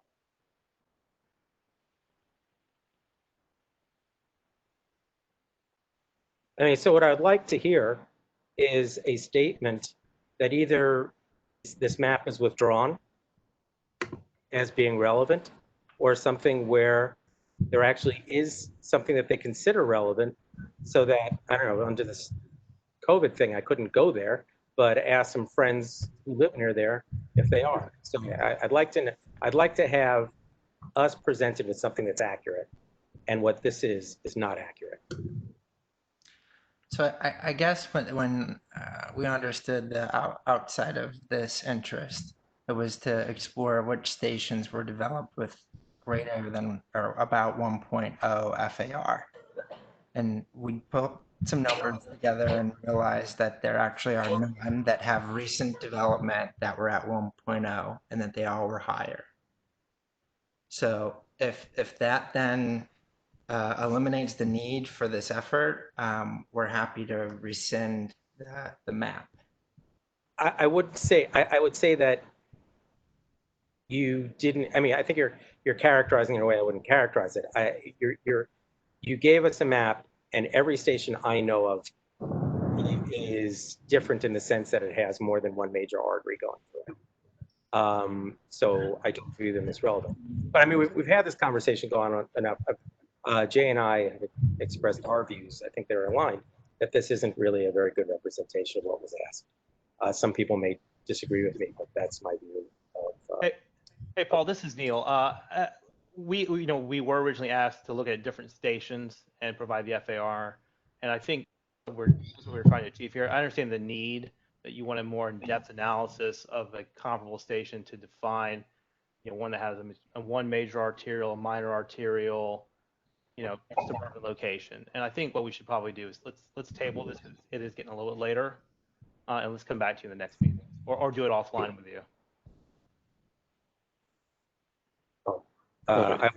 Okay, thank you. David, I saw you had your hand raised. Yeah, just as chair, I would say I would go along with this approach because we are beating this over the head. I mean, WMATA has pretty much admitted there isn't going to be anything that's really comparable. Yeah, I don't see any reason to withdraw the map. I mean, take it out of the record. I don't see any point of that. It's there for what what we can get out of it. My feeling is we probably can't get very much out of it because every situation is unique, but it gives us an idea of what things are comparable. And if WMATA can come up with anything that's, that actually moves the ball on this a little bit, fine. But otherwise, I think we have to all concede that we aren't going to find anything comparable enough to make it worthwhile pursuing this. So I would suggest we just move on to the next subject. Okay, yeah, I think it's a good approach. It's 8:45 here, so we want to make sure we can discuss every item tonight. So Bob, you still have the presentation if you want to, or yeah, you want to proceed. And I think I forget who mentioned it, but somebody brought up a good point of when are we talking about the mitigations of traffic? Bob, can you highlight again which meeting we're going to be talking about that? Is that the next meeting? So, Stephen, when they do the traffic impact analysis and we have results back from VDOT, comments back from that, when Kevin Sitzman and the team have a traffic impact analysis, traffic study done, and they're submitting it, that's probably when they can talk about whatever proposed mitigations that they have in plan. So since we don't have a meeting in August, it could be as early as September. Great. Well, yeah, and I know that would be really useful, I think, for everybody too. It's hard to look at these numbers, and I think that's what we're all trying to do is jump to how to manage it. On one of the other points that was brought up as a question was about kiss and ride. So we pulled together what information we have about kiss and ride. And it's presented here in this slide. And what we, in summary, find about our current facility is that it's quite oversized in terms of number of spaces based on the levels of use that we're seeing. You can see in the table that what is that max observed usage during the AM PM peak. And we broke it down into the different types of usage because we're seeing more and more variety of use of our park and ride, or excuse me, kiss and ride facilities with the advent of Uber and Lyft, et cetera, where there's more kind of curbside or occupied vehicle activity than there is vehicles that are parked and actually left vacant to go ride on the system for a short ride. So we have been thinking, and this isn't the only station where we're exploring this, is how do we modernize our kiss and ride facilities? Because they really were designed in a different era where there were different travel and commuting patterns. The name itself, kiss and ride, I think is kind of going. But the max observed usage that we saw was 28% of the total capacity. And what we're also been seeing is that the hourly turnover of vehicles is very high, and that most of those vehicles are picking up and dropping off. And during those peak hours, it's between 127 to 134 vehicles. The minimal queuing length that we observed was ranged from about 2 to 4 vehicles when you did see this curbside activity. And we also did observe that many of the unoccupied vehicles or vacant vehicles had expired meters or did not have handicap tags. Metro, this is a challenge for us. We don't have the staff power capacity to monitor and ticket all of our parking lots. We've been exploring different solutions for handling that. For example, at Rockville, we recently started a pilot, park mobile pilot in the kiss and ride facility to try and improve on that management of vehicles and spaces. So sometimes we're finding that people are actually just figuring this out and doing daily parking to get like a prime space at the station rather than actually doing daily parking in the park and ride facility where it's charged. Click to the next slide.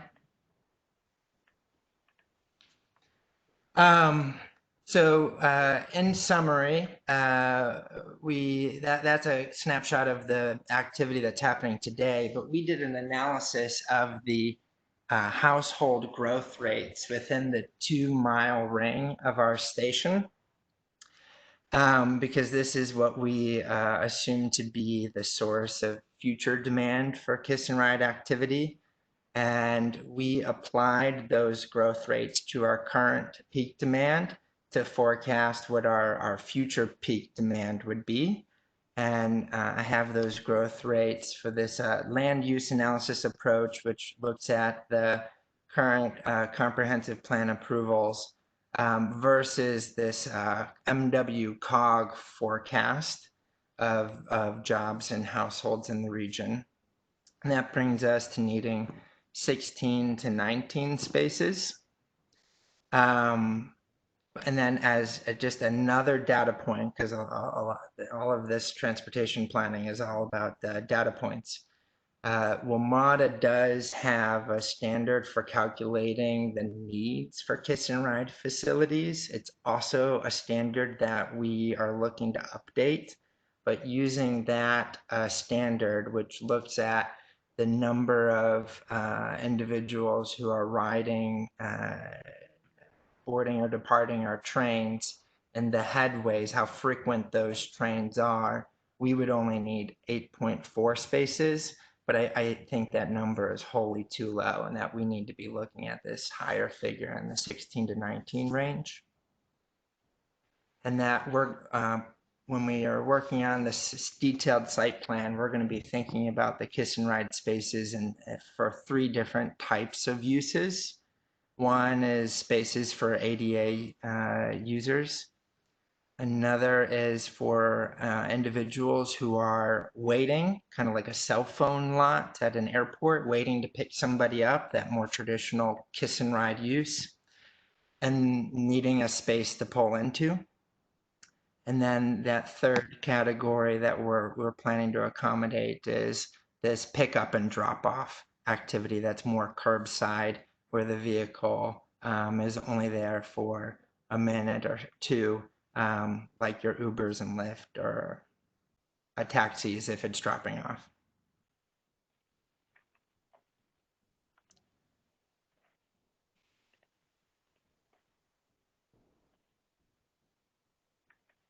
Thanks for that, Stephen. I know there have been questions previously on related to kiss and ride and how it was used currently at West Falls Church. Are there any questions from the task force at this time?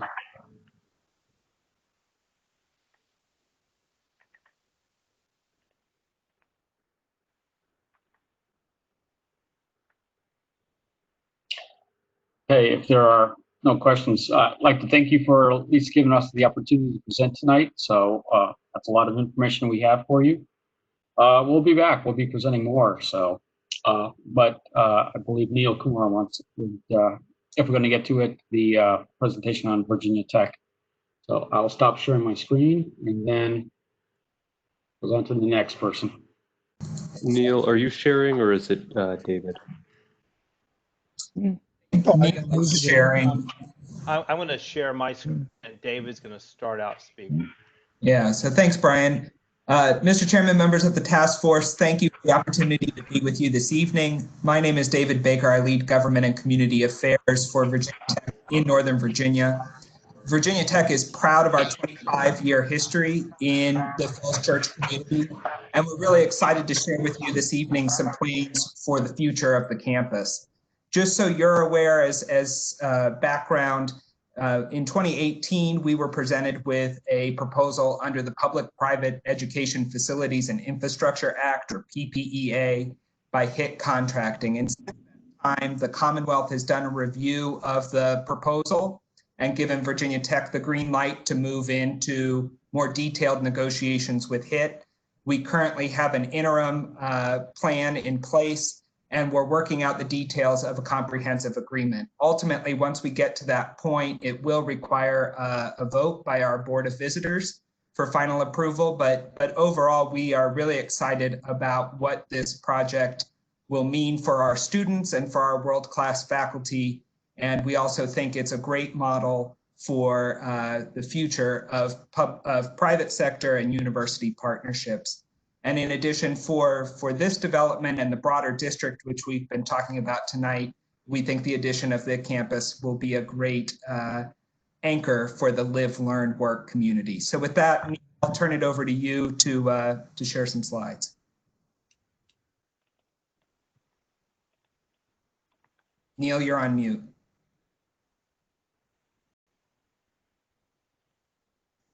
All right, sorry. Thank you, David. Thanks for the introduction. Also, thank you for telling me that I was on mute. Can everyone see my screen that says Converge on it? Yes. Yes. All right, great.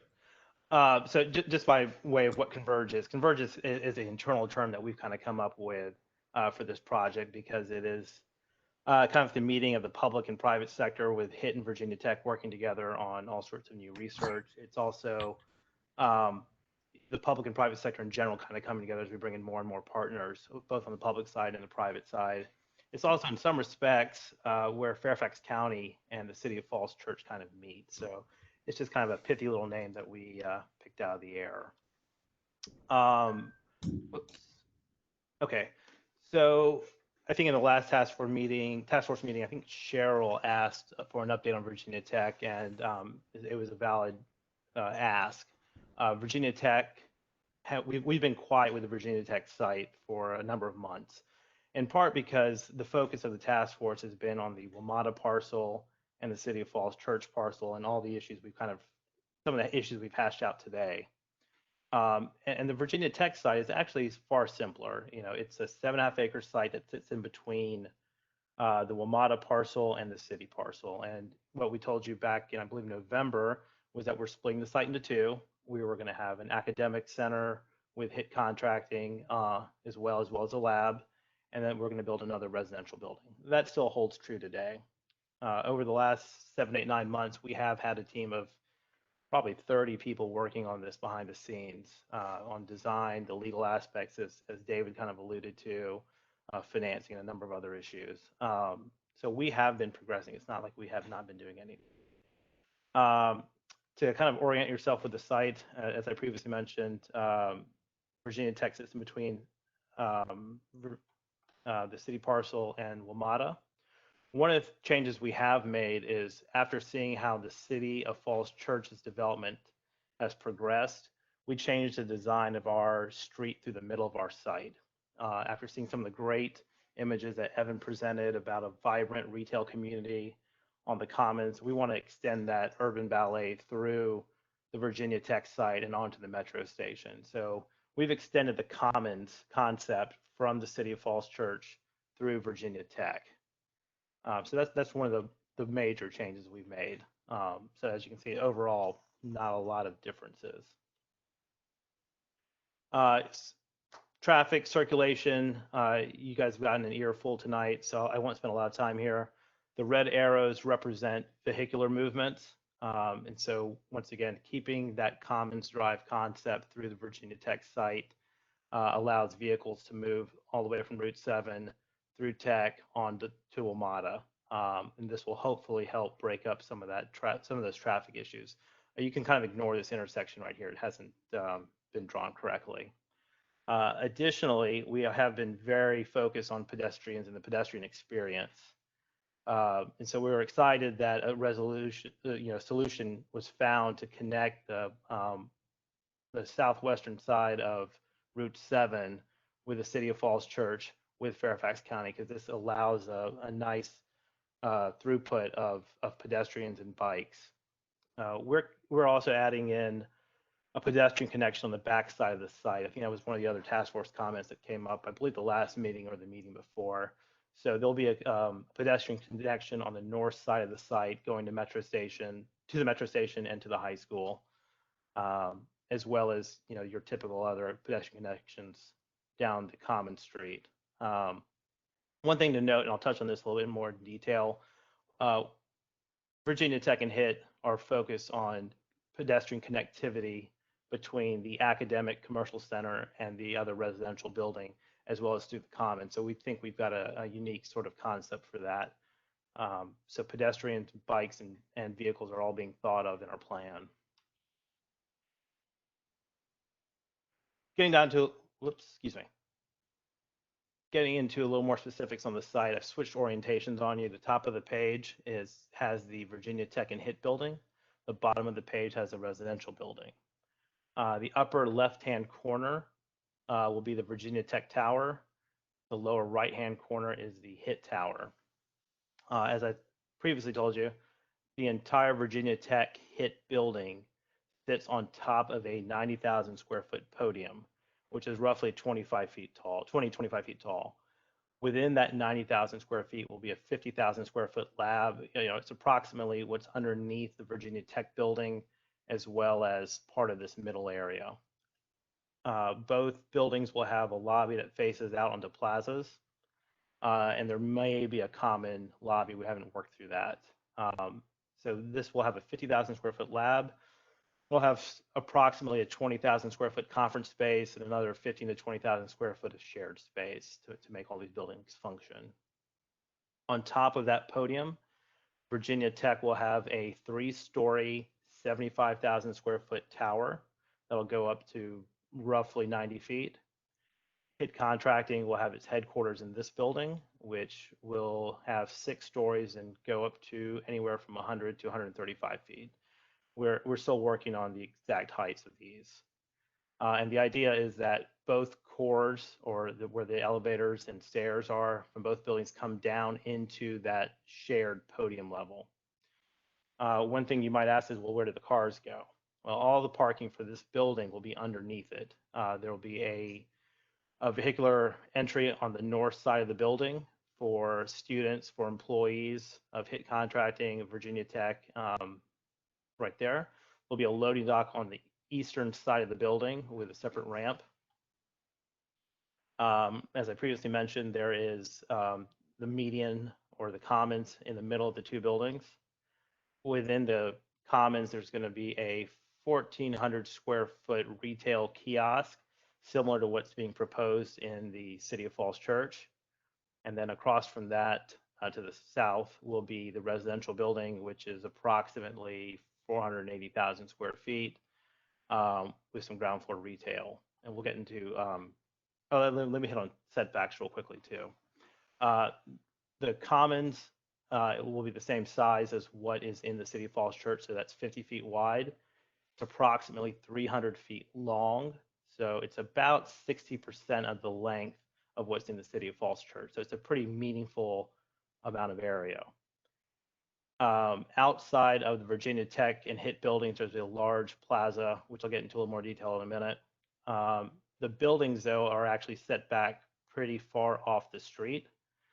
The HIT tower is set 35 feet off the street, and then the Virginia Tech building is an additional 40 feet, so that's 75 feet off of the commons. The residential building will be set 40 feet off, so at the narrowest, this will be 150 feet, and you kind of see in scale here, that is a wider opening than what's in the City of Falls Church. So we think that this is going to be a nice pocket of light and air within the overall site. And when I say the overall site, I mean all the way from Route 7 to the metro station.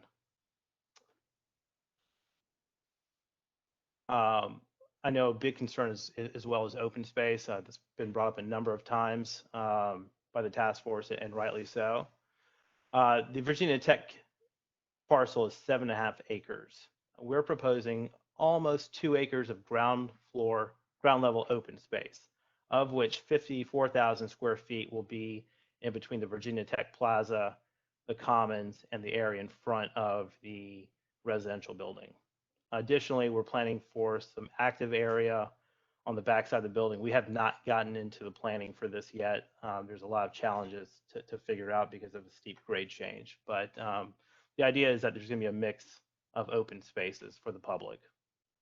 Additionally, and probably a little bit more unique, is that both buildings will have active amenity space, outdoor amenity spaces for students and employees of HIT Contracting on the commercial building, and then for the residents of the residential building.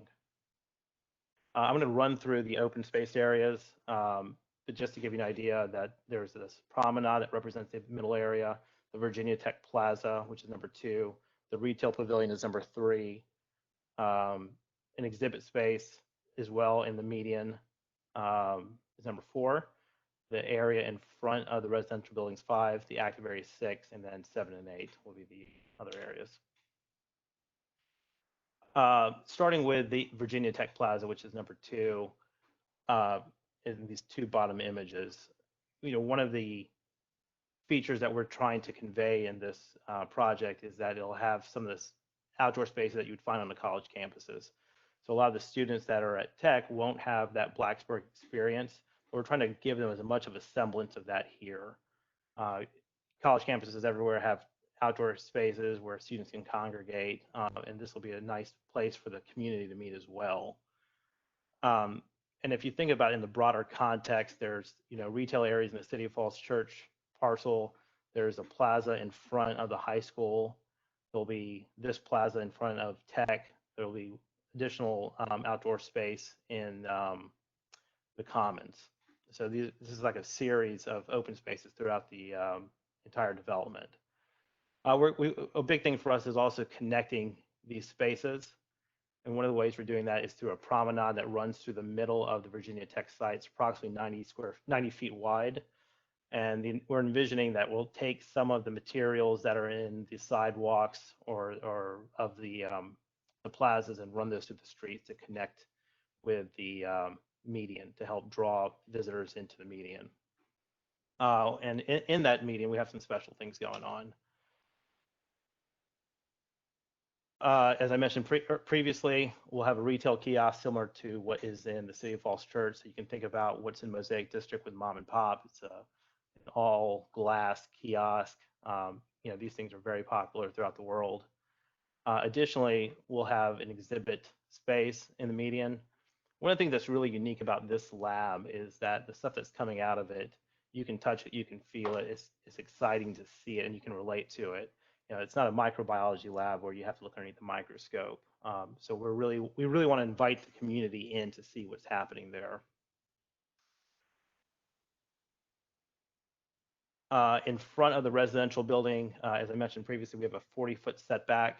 That's going to allow for a wide area for outdoor seating. We're envisioning that there's anywhere from 10 to 20,000 square feet of retail on the ground floor of this building. And the idea is to have that retail experience spill out into the street. Now, happenstance with everything that's going on with COVID, outdoor seating is coming at a substantial premium. So we're happy that this design element was already integrated into the building, because I think outdoor seating is a very popular concept right now, and it will continue to be in the future. But you can kind of think of this as a European style alfresco dining experience. On the back side of the building, as I mentioned, as you get towards Falls Church Drive, we're using the property lines kind of odd angle, which will create a nugget of space in the back that we're going to try to program as a little more active than all the passive areas that we already have. And one of the more unique features of this project is the robust amount of amenity space on top of the podium levels for both buildings. It's pretty commonplace to have outdoor amenity areas for residential buildings. If you're familiar with West Broad, which is in the City of Falls Church where the Harris Teeter is, we developed that project 4 or 5 years ago. On top of the Harris Teeter, there is an incredible amount of outdoor space which our residents enjoy. You know, there's everything from a pool to grilling areas. There's a hammock area, and there's even some active areas up there. We're going to try to recreate some of that magic with the outdoor area on top of the residential podium. It's a little more unique though for a commercial building to have outdoor amenity space. You know, typically office buildings don't have large outdoor spaces on top of them. Because of the, you know, robust nature of the podium, we were afforded some space to have some outdoor event space. We foresee Virginia Tech and HIT both having events that are on top of the podium on a nice evening, as well as some passive spaces where employees or students can come out in the day and enjoy the sun. It also is one of the things I'd mentioned early on was that a goal of this project is sustainability, and the research functions out of the lab are heavily focused on sustainability. And we can use this roof area for some of those experiments. So I think it'll be some exciting space. Getting into, you know, how does this kind of all come together, and heights.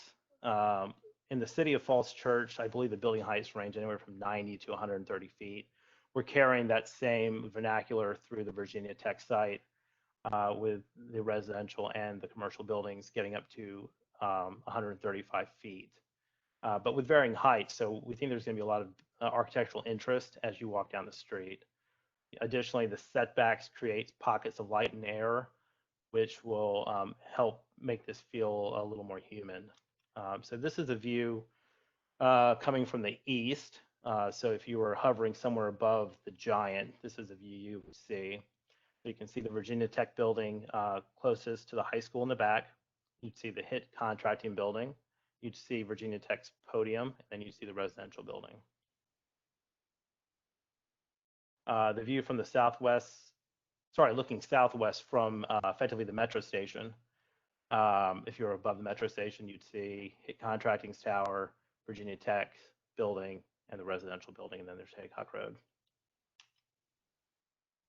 And then the view from on top of the city's high school site with Virginia Tech in the foreground, the residential building in the background, and then the existing pavilions. And for the northeast. So you can kind of see here where the buildings are in relative scale to its neighbors.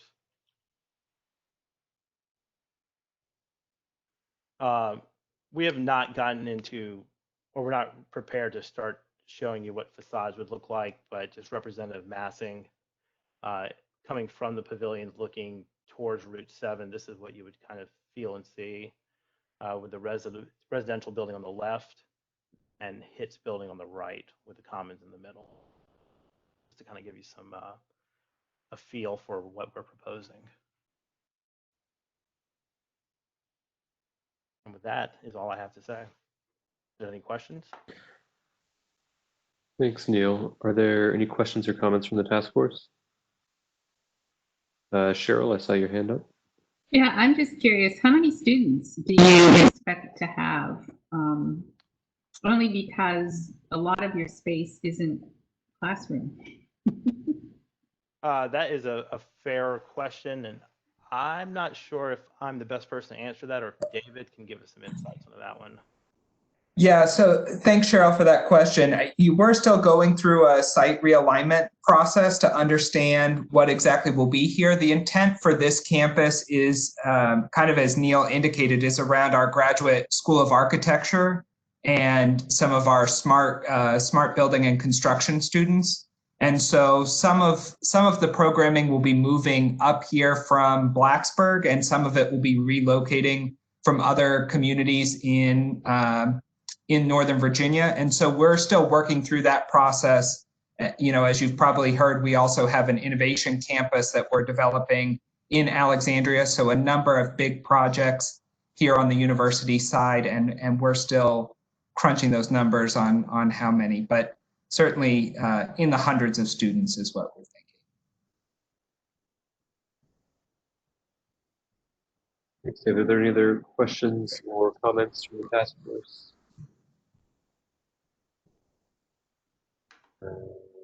Not seeing any hands raised.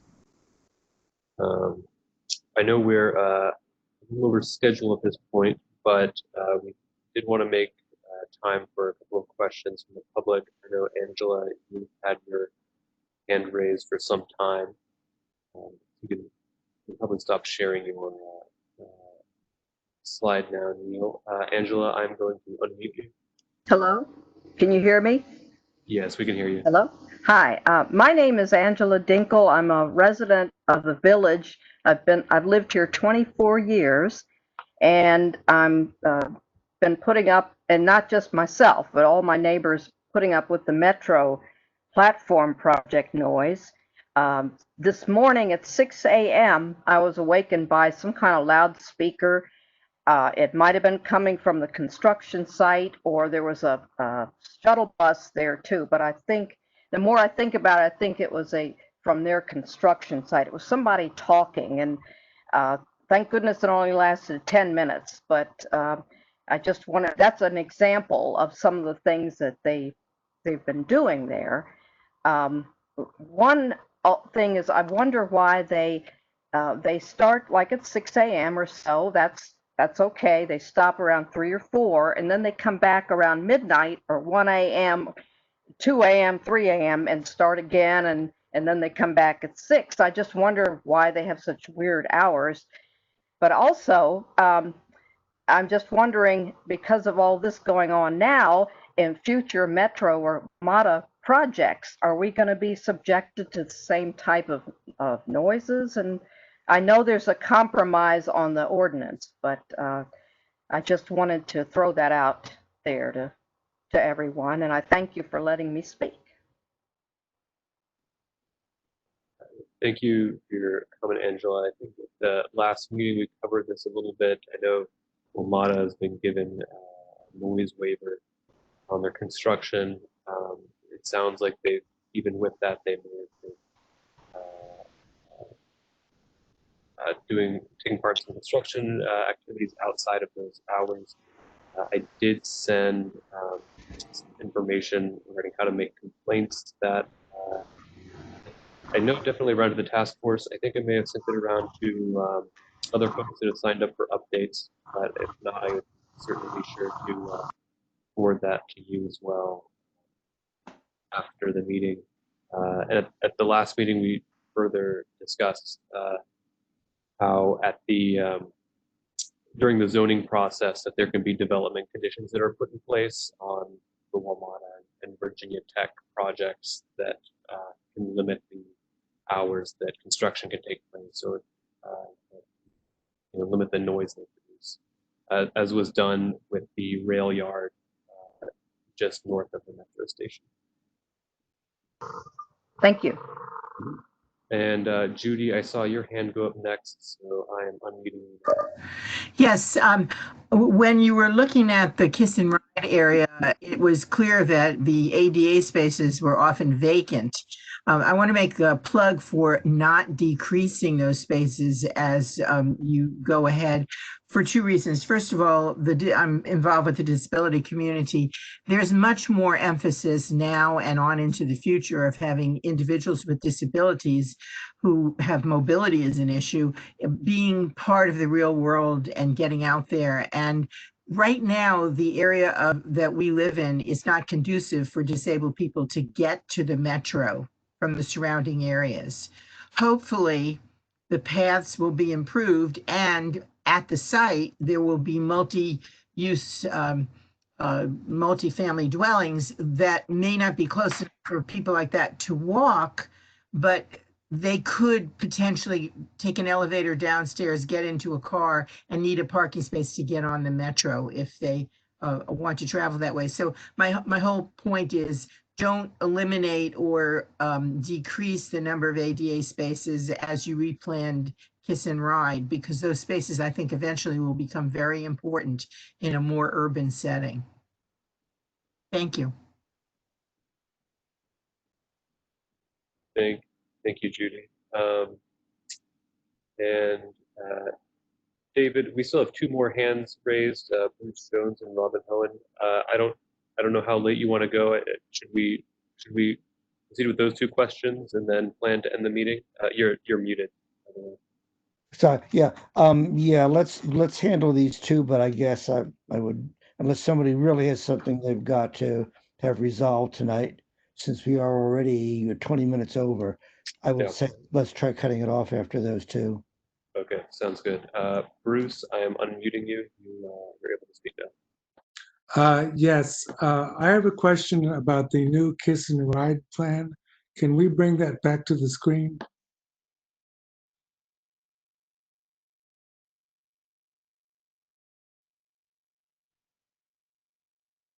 All right, Bob, I am making you the presenter. If you're able to pull that back up.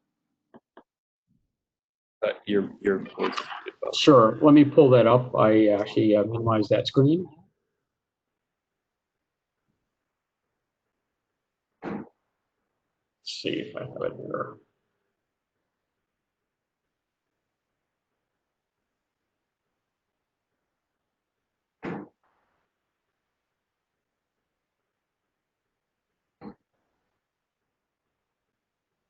There you go. Thank you. Under the, so with this plan, someone approaching the Kiss and Ride from Haycock would travel northwest, make the drop off, and then turn and head southwest along the road which is on the northwest side of the parking garage. Now, under the street movement plan that was presented by EYA a few months ago, that movement would have been infeasible because that block, the street on the northwest side of the garage, was a one-way street headed northeast. And this new slide shows that it would be possible to travel southwest along that block. So my question is, has the plan changed that will now be a two-way street on the northwest side of the garage? this is Neil from Rushmark. I can jump in on this one. We had very astute of you to notice that change. We have been working with staff and WMATA to modify the land plan, and I think that we're going to submit this to staff for a formal review and then share this in the September meeting. But one of the changes was to help separate out the bus traffic from the KNR traffic from the park and ride traffic. And one of the things that we'll now be able to do, which I think is a net win for everyone, is the kiss and ride traffic will be in the middle of the site. The buses will be on the northeastern part of the site, and they will have this central movement for the kiss and ride to come through the middle of the site, drop off, and then turn left and exit the site more efficiently than what we previously had designed. So formerly that street where you turn left now, that was formerly one-way headed northeast. So is that now going to be one-way headed southwest, or is that going to be a two-way street? That will be a one-way, I believe, heading southwest. Okay, that I must say that's an improvement from the previous plan. I think so. I would tend to agree with you. And furthermore, when you start going down the rabbit hole of how do buses and cars and peds and bikes all interact, this is a much cleaner, simpler solution. Thank you. Thank you for the question. All right, Robin, I am unmuting you. You should be able to speak now. Thank you. I will keep it short because I'm conscious of the time. I'm concerned about the building heights. Under the current comprehensive plan, we are currently permitted building heights of 65 feet. And what I just heard proposed under the Virginia Tech site is a building that the residential building is proposed to be 135 feet. That's significantly higher than what is currently existing under the comprehensive plan. Same with the towers from HIT Tower and also the VT Tower, which would be 90 feet, I think, in each tower. I'm really concerned about the increase in height. These are significantly higher than any of the other metro stations, especially whether we compare with Dunloring, which was about 60 feet or 70 feet. These are much taller buildings than we're planning. So this is Neil from Rushmark. Can answer that one. You know, you're correct. The existing comp plan is, I think, 65 at the highest adjacent to the metro station. Our proposed heights were really based on what was happening on the City of Falls Church and carrying over some of those heights that were already being built there. So that's not part of Fairfax County. That's already approved in the city. So kind of extending that building line over will kind of create a nicer urban street than what you would have if everything were only 60 or 30 or 40 feet tall. Dunloring, I'm not trying to bicker or anything, but the comp plan there allows for 120, I believe, or 110. My company developed a building in Dunloring that's, I believe, 110. So sometimes, however, the height developers are allowed to go higher but choose not to. We are proposing 135 feet, though. We need, in order to make the office buildings and the residential building here work, we need that height. Otherwise, the buildings themselves won't function. Office buildings typically have, I believe it's a 14-foot floor-to-floor height. So in order to get the critical mass of people in that space, we need roughly 135 feet. You know, additionally, there's a 25-foot lab space that we need a certain amount of clearance there. And Robin, that will be part of the ongoing task force discussions in terms of, you know, what the appropriate heights are for the appropriate parts of the sites. All right. Thanks everybody for sticking around this long. Let's see, it's 9:26. I don't think there's anything else we have to cover. We will not be meeting in August, as was the case last year. So, and we'll proceed meeting on the third Tuesday of September, which is September 15th at the usual time. I will be posting the slides from the meeting tonight on our website, and we'll be posting the recording of the meeting tonight on our website as well. Once I get those up, I will send those out to all the task force members. I will post them on our meetings webpage, and to anyone who is signed up to receive updates, I will email them as well. If you have any questions between now and the next meeting, please feel free to email me. My email is listed on the project webpage on the Fairfax County's website. David, do you have any closing words? No, I don't. Thank you, everybody, for the presentations and the information. And there were some good questions. I don't really see any reason to talk longer and make this meeting last any longer. So thank you, everybody. Thank you, everyone. Have a good evening. Thanks, guys. Thank you very much. Have a good evening. Okay. Thank you. I don't think I